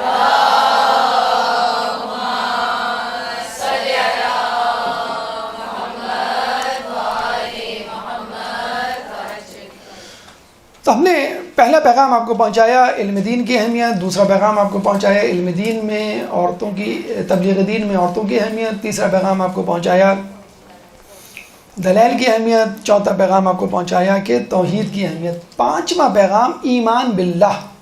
یہ دیکھیں جتنی بھی گفتگو ہو رہی ہے ایمان کو بڑھانے کے لیے تو ہو رہی ہے. اور رسول اللہ کا ایمان ایسا تھا کہ اللہ نے یہ نہیں کہا فنسأل نبتہل فنجعل, فنسأل کا لفظ نہیں استعمال کیا, فنجعل, کہ ہم قرار دیں کس پر؟ جھوٹوں پہ اللہ کی لعنت. یعنی لعنت ہمارے ہاتھ میں ہے اور ہم کسی پہ بھی ڈال دیں. ہم اللہ سے دعا نہیں کریں گے اے اللہ جو جھوٹا ہے اس پہ لعنت دے, نہیں, ہم یہ کہیں گے جو جھوٹا ہے اس پہ لعنت آ جائے. یعنی گویا ہمارے قبضے میں ہے. فنجعل لعنت اللہ علی الکاذبین, فنجعل لعنت اللہ کہنا چاہیے تھا. اے اللہ ہم تجھ سے سوال کرتے ہیں کہ لعنت بھیج دے, نہیں, فنجعل, تمہارے ہاتھ میں ہے لعنت. جیسے پانی کا گلاس میرے ہاتھ میں, میں کسی پہ پانی پھینک دوں, لعنت میرے ہاتھ میں کسی پہ بھی پھینک دوں. اگر تم کو اپنے اوپر زعم ہے کہ تم سچے ہو تو یقیناً اللہ کی رضا تمہارے ہاتھ میں ہوگی, اس لیے فنجعل کا لفظ استعمال کیا. اور یہ وہی ایمان ہے کہ جس کو اپنے دل میں رکھتے ہوئے رسول کے جد ابراہیم آتش نمرود میں کود پڑے. یہ وہی ایمان ہے کہ جس کو ابراہیم کے جد نوح اپنے دل میں لیتے ہوئے کشتی میں سوار ہوئے کہ اللہ مجھے بچا لے گا اور تمام جو ہے دنیا چاہے ڈوب جائے میں بچ جاؤں گا. تو جس طرح نوح کی کشتی میں بیٹھنے والے بچ گئے، اسی طرح اہل بیت کی کشتی میں بیٹھنے والے بھی بچ جائیں گے. درود پڑھ دیں محمد والے محمد.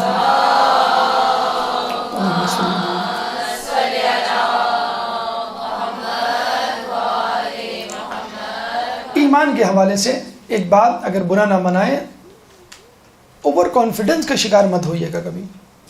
ہم کس کا انتظار کر رہے ہیں؟ امام زمانہ کا. ٹھیک، یاد رکھیے گا اس بات کو. نجران کس کا انتظار کر رہے تھے؟ رسول کا. یہودی مدینے میں آ کے کیوں بیٹھ گئے تھے ڈیرا جما کر؟ کس کا انتظار کر رہے تھے؟ جب رسول آئے تو مانا، تقلید کی، اتباع کی. اس بات کی کیا گارنٹی؟ آپ کیا دودھ میں دھلے ہوئے لوگ ہیں کیا؟ آپ کے کوئی نئی اچھوتی مخلوق ہیں کیا؟ آپ بھی تو انسان ہیں نا. وہ بھی انتظار کر رہے تھے. جب رسول آئے تو انکار کر گئے. تو کیا ہم میں سے ایسے لوگ نہیں ہوں گے کہ امام کے آنے پہ انکار کر دیں؟ جب ہم ابھی تقلید کا انکار کر سکتے ہیں، نائب امام کا انکار کر سکتے ہیں، تو امام کا انکار کرنے میں کیا مسئلہ ہے؟ نائب امام کون ہے؟ مجتہدین ہے نا، مراجع ہے نا، اس کا انکار کر رہے ہیں نا لوگ. باقاعدہ کہا گیا ہے کہ پاکستان میں، کراچی میں ایسی مجالس ہوں گی کہ جن کے لیے کہا گیا ہے کہ کوئی باقاعدہ عالم نہ ہو، ذاکر ہوں، غلو فی الدین کرنے والے ہوں. باقاعدہ انگلینڈ سے M15 جو ان کو فنڈنگ کرے گی. کتنا عام ہے یہ نہ بھی کرے کوئی فنڈنگ، لیکن آپ دیکھ لیجئے کہ ممبر جو ہے اب ذاکر آ کے ممبر خرید رہا ہے کہ 5 لاکھ دوں گا، یہ ممبر مجھے دے دو. ڈھونڈیے، آپ کے آس پاس مل جائے گا. ایک درود پڑھ دیں محمد علی محمد. اللہم صلی علی محمد.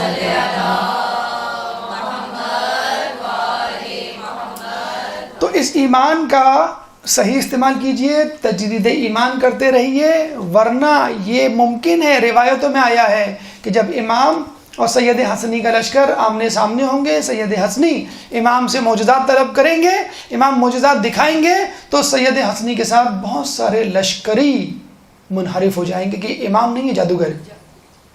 آپ کو واقعہ سنا ہے نا علی علیہ السلام کے زمانے میں کوفے میں جو 73 لوگ تھے، جب معجزات دکھانے کہا، علی نے کہا کہ تم برداشت نہیں کرو گے، نہیں دکھائیے. 71 لوگ جب واپس آئے، مسجد میں نماز پڑھی، پھر دوبارہ وہی معجزہ. ایک جو تھا وہ بھی صرف ایک باقی رہ گیا. اس بات کی کیا گارنٹی؟ چھٹے امام، امام جعفر صادق علیہ السلام. اللہم صلی علی محمد.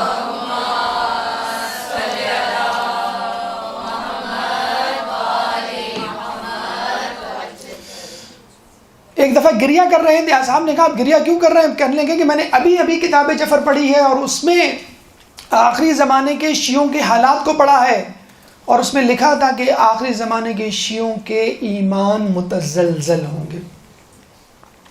کیوں متزلزل ہوں گے؟ حب الدنیا. جس وقت دنیا میں مادیت پرستی کی وبا پھیلی ہوئی ہے، اس وجہ سے متزلزل ہوں گے. تو خدا را اپنے ایمان کو چیک کرتے رہیے. ایمان کب مضبوط ہوتا ہے؟ جب یقین ہوتا ہے. باقاعدہ روایت مولا علی کی. اور یقین کب مضبوط ہوتا ہے؟ جب علم ہوتا ہے. ائمہ کا علم وہابی تھا، مکمل تھا، مطلق تھا، اس لیے یقین بھی مکمل تھا، مطلق تھا، اس لیے ایمان بھی مطلق تھا، مکمل تھا. اگر آپ چاہتے ہیں کہ آپ کا ایمان بھی مکمل کی طرف گامزن ہو، تو وہی علم لیجئے جو ائمہ سے آپ کو مل رہا ہے. مسلسل علم، جتنا علم حاصل کریں گے. کچھ لوگ کہتے ہیں رٹو طوطے کی طرح علم حاصل کرنے کا کیا فائدہ؟ عبادت کرو، اپنی ایمان کو مضبوط کرو. عبادت اور ایمان کیسے مضبوط ہوگا کہ جب آپ کو پتہ نہیں چلے گا مجھے کس طرح عبادت کرنی ہے. علم مسلسل علم. رسول اللہ کو کیا پڑھی تھی؟ علی کو بار بار نزاع کی حالت میں 2 یا 3 دن یا آخری وقت پہلے علی کو بلا کے چادر ڈال کے کچھ کہنے کی. کیا کہا ہوگا کہ میرے بعد کیا سازشیں ہوں گی، میرے بعد یہ ہوگا، وہ ہوگا. کیا پڑھی تھی؟ کیا ایسی ایمرجنسی تھی؟ بیمار ہیں، جانے کا وقت ہے. مولا سے پوچھا تو مولا نے کہا کہ رسول اللہ نے مجھے 1000 علم کے باب دیے، ہر باب میں سے 1000 مزید علم کے باب نکلتے ہیں. جاتے جاتے علم سکھا گئے. دیکھو علم حاصل کرنا، مولا علی کو علم سکھا رہے ہیں، وہ بتانے کے لیے. سکھائے وہاں بھی علم ہے ان کے پاس موجود ہے، بتانے کے لیے. دیکھو میں جا رہا ہوں، لیکن میں سمجھتا ہوں سب سے اہم فریضہ یہ ہے کہ جاتے جاتے بھی علم دے جاؤ. تو علم حاصل کرتے رہیے، انشاءاللہ آپ کا ایمان مضبوط ہوگا. اس کے بعد کا مرحلہ، چھٹا مرحلہ، قربانی فی سبیل اللہ. اللہ تعالیٰ فرماتا ہے لن تنالوا البر حتی تنفقوا مما تحبون. کہ تم نیکی کے مرتبے پر اس وقت تک نہیں پہنچ سکتے جب تک اپنی بہترین چیزوں میں سے کوئی چیز نہ دو. ابراہیم کی بہترین چیز کیا تھی؟ اسماعیل، کہا اس کو قربان کرو. رسول اللہ کی بہترین چیز پہلے باپ، پھر ماں، پھر بیٹے، بیوی، سب چلے گئے نا. کون بچا اب بہترین چیزوں میں؟ کل کائنات کون تھا رسول کی؟ علی، فاطمہ اور 2 بچے. جگر کا ٹکڑا، ان کا پھول، ان کی آنکھوں کی ٹھنڈک، قرۃ العین کون تھا؟ بی بی سیدہ اور ان کے بیٹے اور ان کا شوہر. ارے رسول آپ کا باپ بھی چلا گیا، ماں بھی چلی گئی، زوجہ بھی چلی گئی، بیٹے بھی چلے گئے، اب یہ 3-4 افراد بچے، ان کو بھی آپ لے کے جا رہے. خدا نہ خواستہ کچھ ہو گیا راستے میں، انہوں نے حملہ کر دیا، کچھ ہو گیا تو یہ 4 نہیں، یہی سب سے عزیز ہیں، انہی کو میں داؤ پہ لگاؤں گا. اور ہم کس طرح کی قربانی دیتے ہیں؟ اس دال میں بو آ رہی ہے، ماسی کو دے دینا.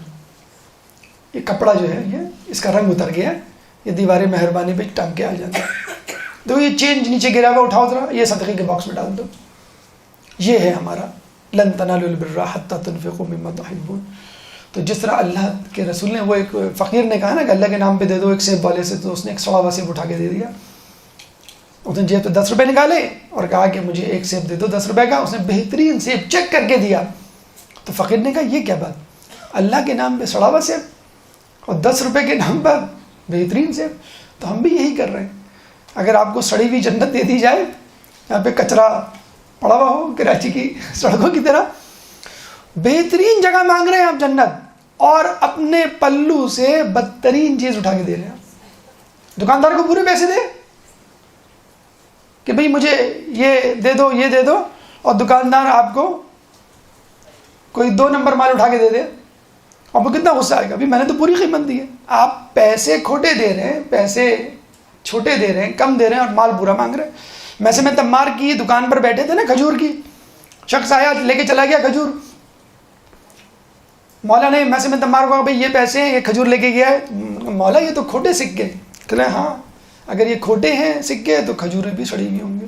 تھوڑی دیر میں بھاگتا ہوا آیا کہ مولا یہ آپ نے کس طرح کی کھجوریں دے دی، تو سڑی ہوئی ہیں. کہتے ہیں تمہارے سکے بھی تو کھوٹے تھے.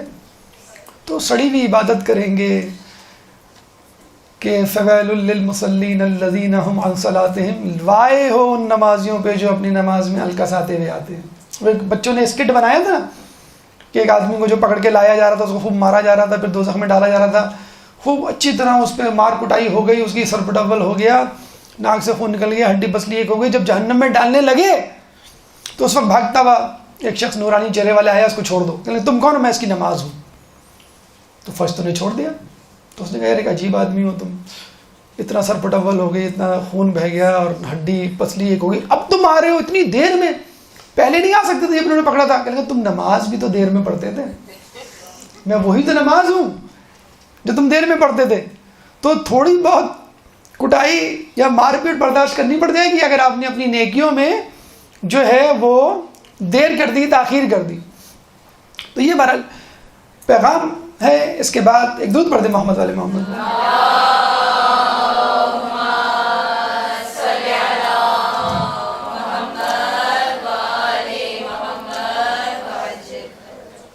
ساتواں مرحلہ نمود و نمائش،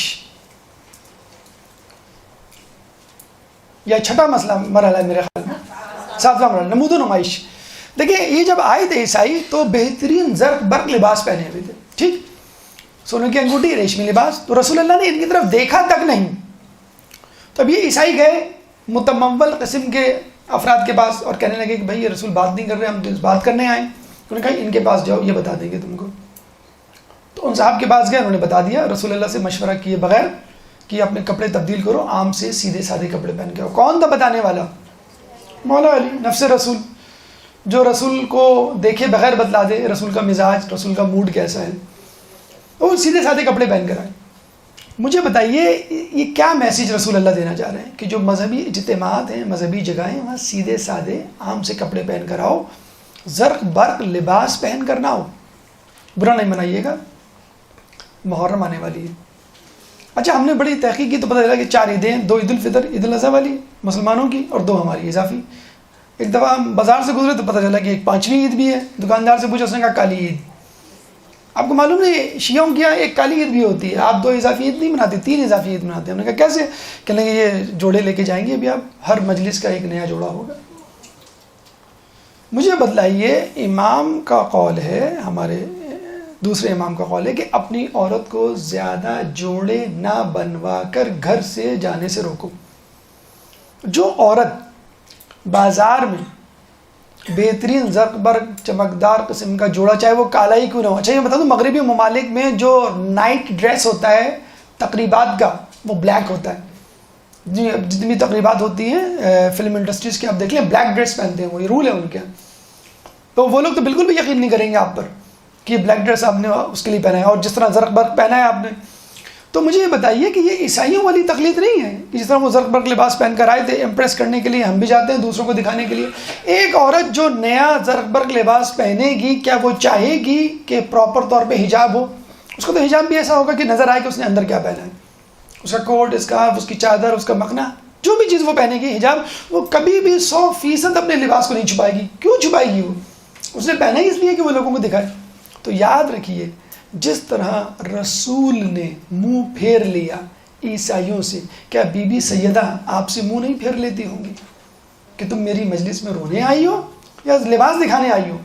یہاں موجود ہوں گے ایسے لوگ، آپ ان سے پوچھ لیں، اپنی امی سے پوچھ لیں.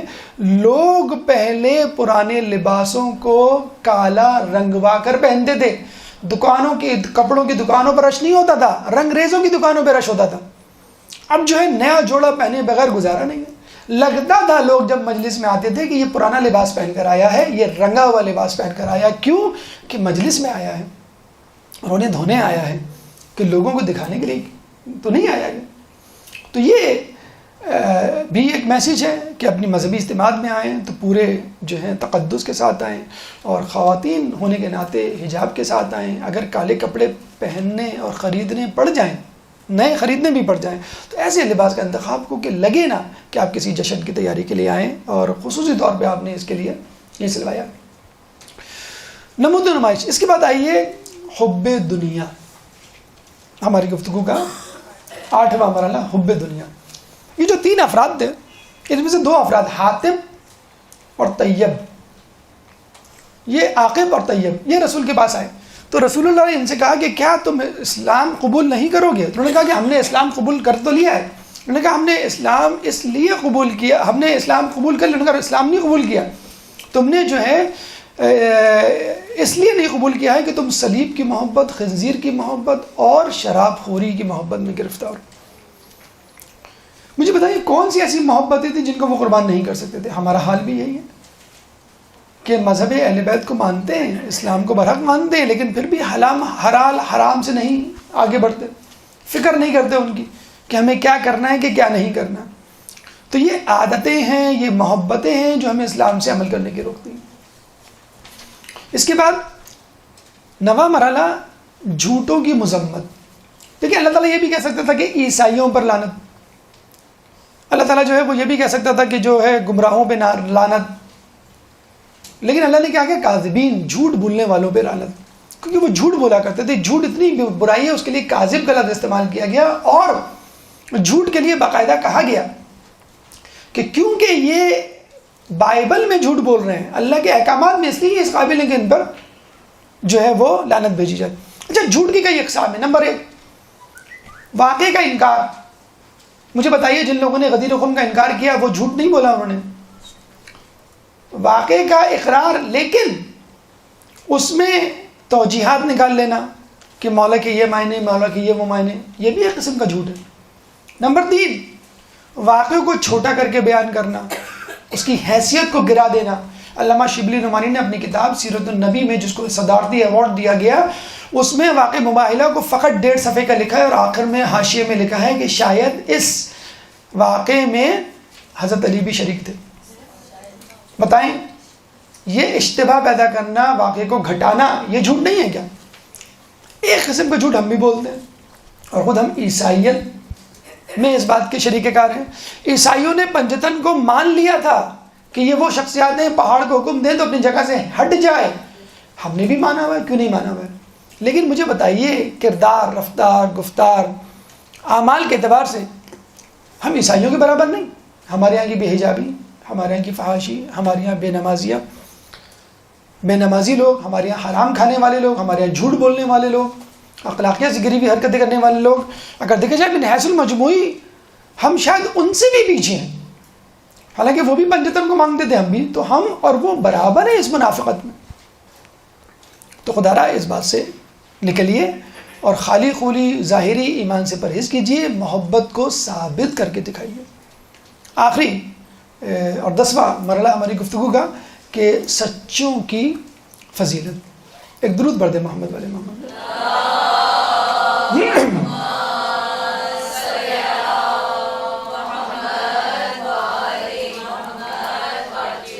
دیکھیے یہ جو آیت ہے، جیسے ہم نے بتایا کہ علی کی فضیلت تمام مصاحف پہ ثابت کرتی ہے، واقعی ایک ایسی آیت ہے کہ جو غدیر خم کا ایک وضاحت نامہ ہے. حاکم شام کے دربار میں ایک شخص بیٹھا ہوا تھا، تو حاکم شام نے کہا کہ تم علی پہ تبرہ کیوں نہیں کرتے؟ تو اس نے کہا کہ علی کی 3 فضیلتیں ایسی ہیں کہ جن کی وجہ سے میں ان پہ تبرہ نہیں کر سکتا. ایک فضیلت وہ ہے جو آیہ مباہلہ میں اللہ نے انفسنا ان کے لیے لفظ استعمال کیا، اس لیے جو ہے میں جو ہے وہ ان پہ تبرہ نہیں کر سکتا. یہی وہ سچے ہیں کہ جب انہوں نے دعوت تبلیغ کا اظہار کیا، اپنے آپ کو رسول ظاہر کیا، تو اس سے پہلے وہ صادق مشہور ہو گئے.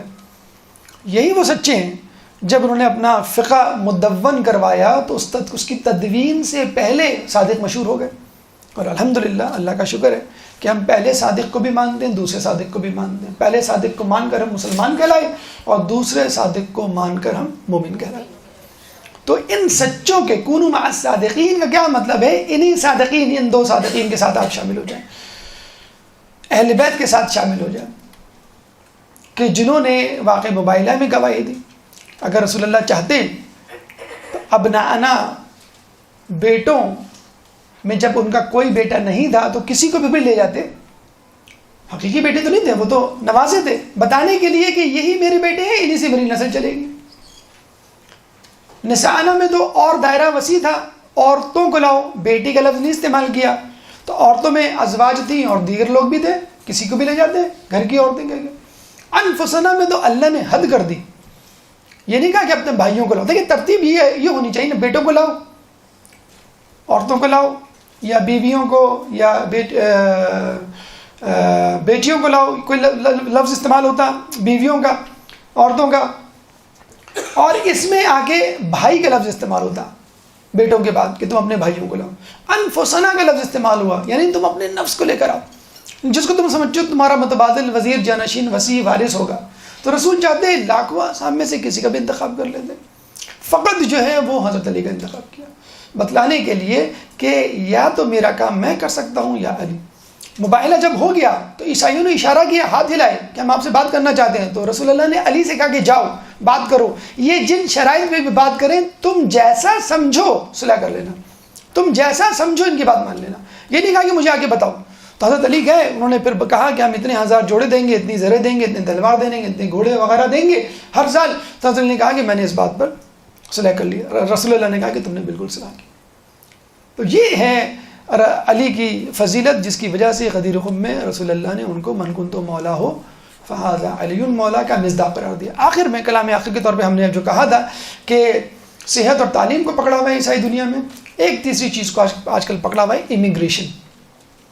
باقاعدہ مسلمانوں کے لیے خصوصی طور پر امیگریشن کے دروازے کھول دیے گئے ہیں. یورپ، کینیڈا، امریکہ، دوسری جگہوں پر باقاعدہ بڑے بڑے پادری ان کو ریسیو کرتے ہیں اور ان کو جو ہے وہ ویلکم کہہ رہے ہیں. کل کی خبر ہے، اس درس کی تیاری کے بعد ہم نے کلک کر کے دیکھا کوئی کرسچن ورلڈ میں کوئی خبر، تو اتفاق سے کل کی خبر ہے کہ پوپ فرانسس 4 اس وقت جو پوپ ہیں، انہوں نے کہا ہے کہ ہم عنقریب مسلمانوں سے ڈائلاگ کریں گے. ارے بھائی کس بات کا ڈائلاگ؟ مباہلے میں آپ ہار چکے ہیں. وہ ڈائلاگ کریں گے ان لوگوں سے جو مسلمانوں کے حقیقی نمائندے نہیں ہیں، جو دہشت گرد ہیں، جو ایکسٹریمزم کو پروموٹ کر رہے ہیں، ان سے کریں، یا پھر ان لوگوں سے کریں گے جن کا دور دور سے اسلام سے کوئی تعلق نہیں ہے، ملحدوں سے بات کریں گے اور ان کو قائل کریں گے کہ تم جو ہے وہ عیسائیت کے قریب آ جاؤ، یا کم از کم ہمارے خلاف جو جنگ و جہاد ہے وہ چھوڑ دو. دجال جب آئے گا تو روٹیاں دے گا، ایمان خریدے گا. تو فی الحال روٹی کا نام امیگریشن ہے. جو لوگ مغربی ممالک موجود ہیں اگر وہ جا چکے تو کوئی بات نہیں، آپ وہیں پر امام کے لشکر کو ترتیب دیں، کیونکہ امام کی نصرت کے لیے کسی فقط ایک جگہ سے، ایک کونے سے لشکر نہیں آئے گا، دنیا کے کونے کونے سے ان کی مدد کے لیے، ان کی نصرت کے لیے ان کے آوان و انصار آئیں گے. اللہ تعالیٰ سے دعا ہے کہ ہمیں عید مباہلہ اور عید غدیر کا پیغام حاصل کرنے کی توفیق عطا فرما، اہل بیت کی پیروی کرنے کی توفیق عطا فرما، امام کے ظہور میں تعجیل فرما اور ہمیں ان کے انصار و آبان میں شامل فرما. ربنا تقبل منا انك انت السميع العليم وتب علينا انك انت التواب الرحيم برحمتك يا ارحم الراحمين. يا مولا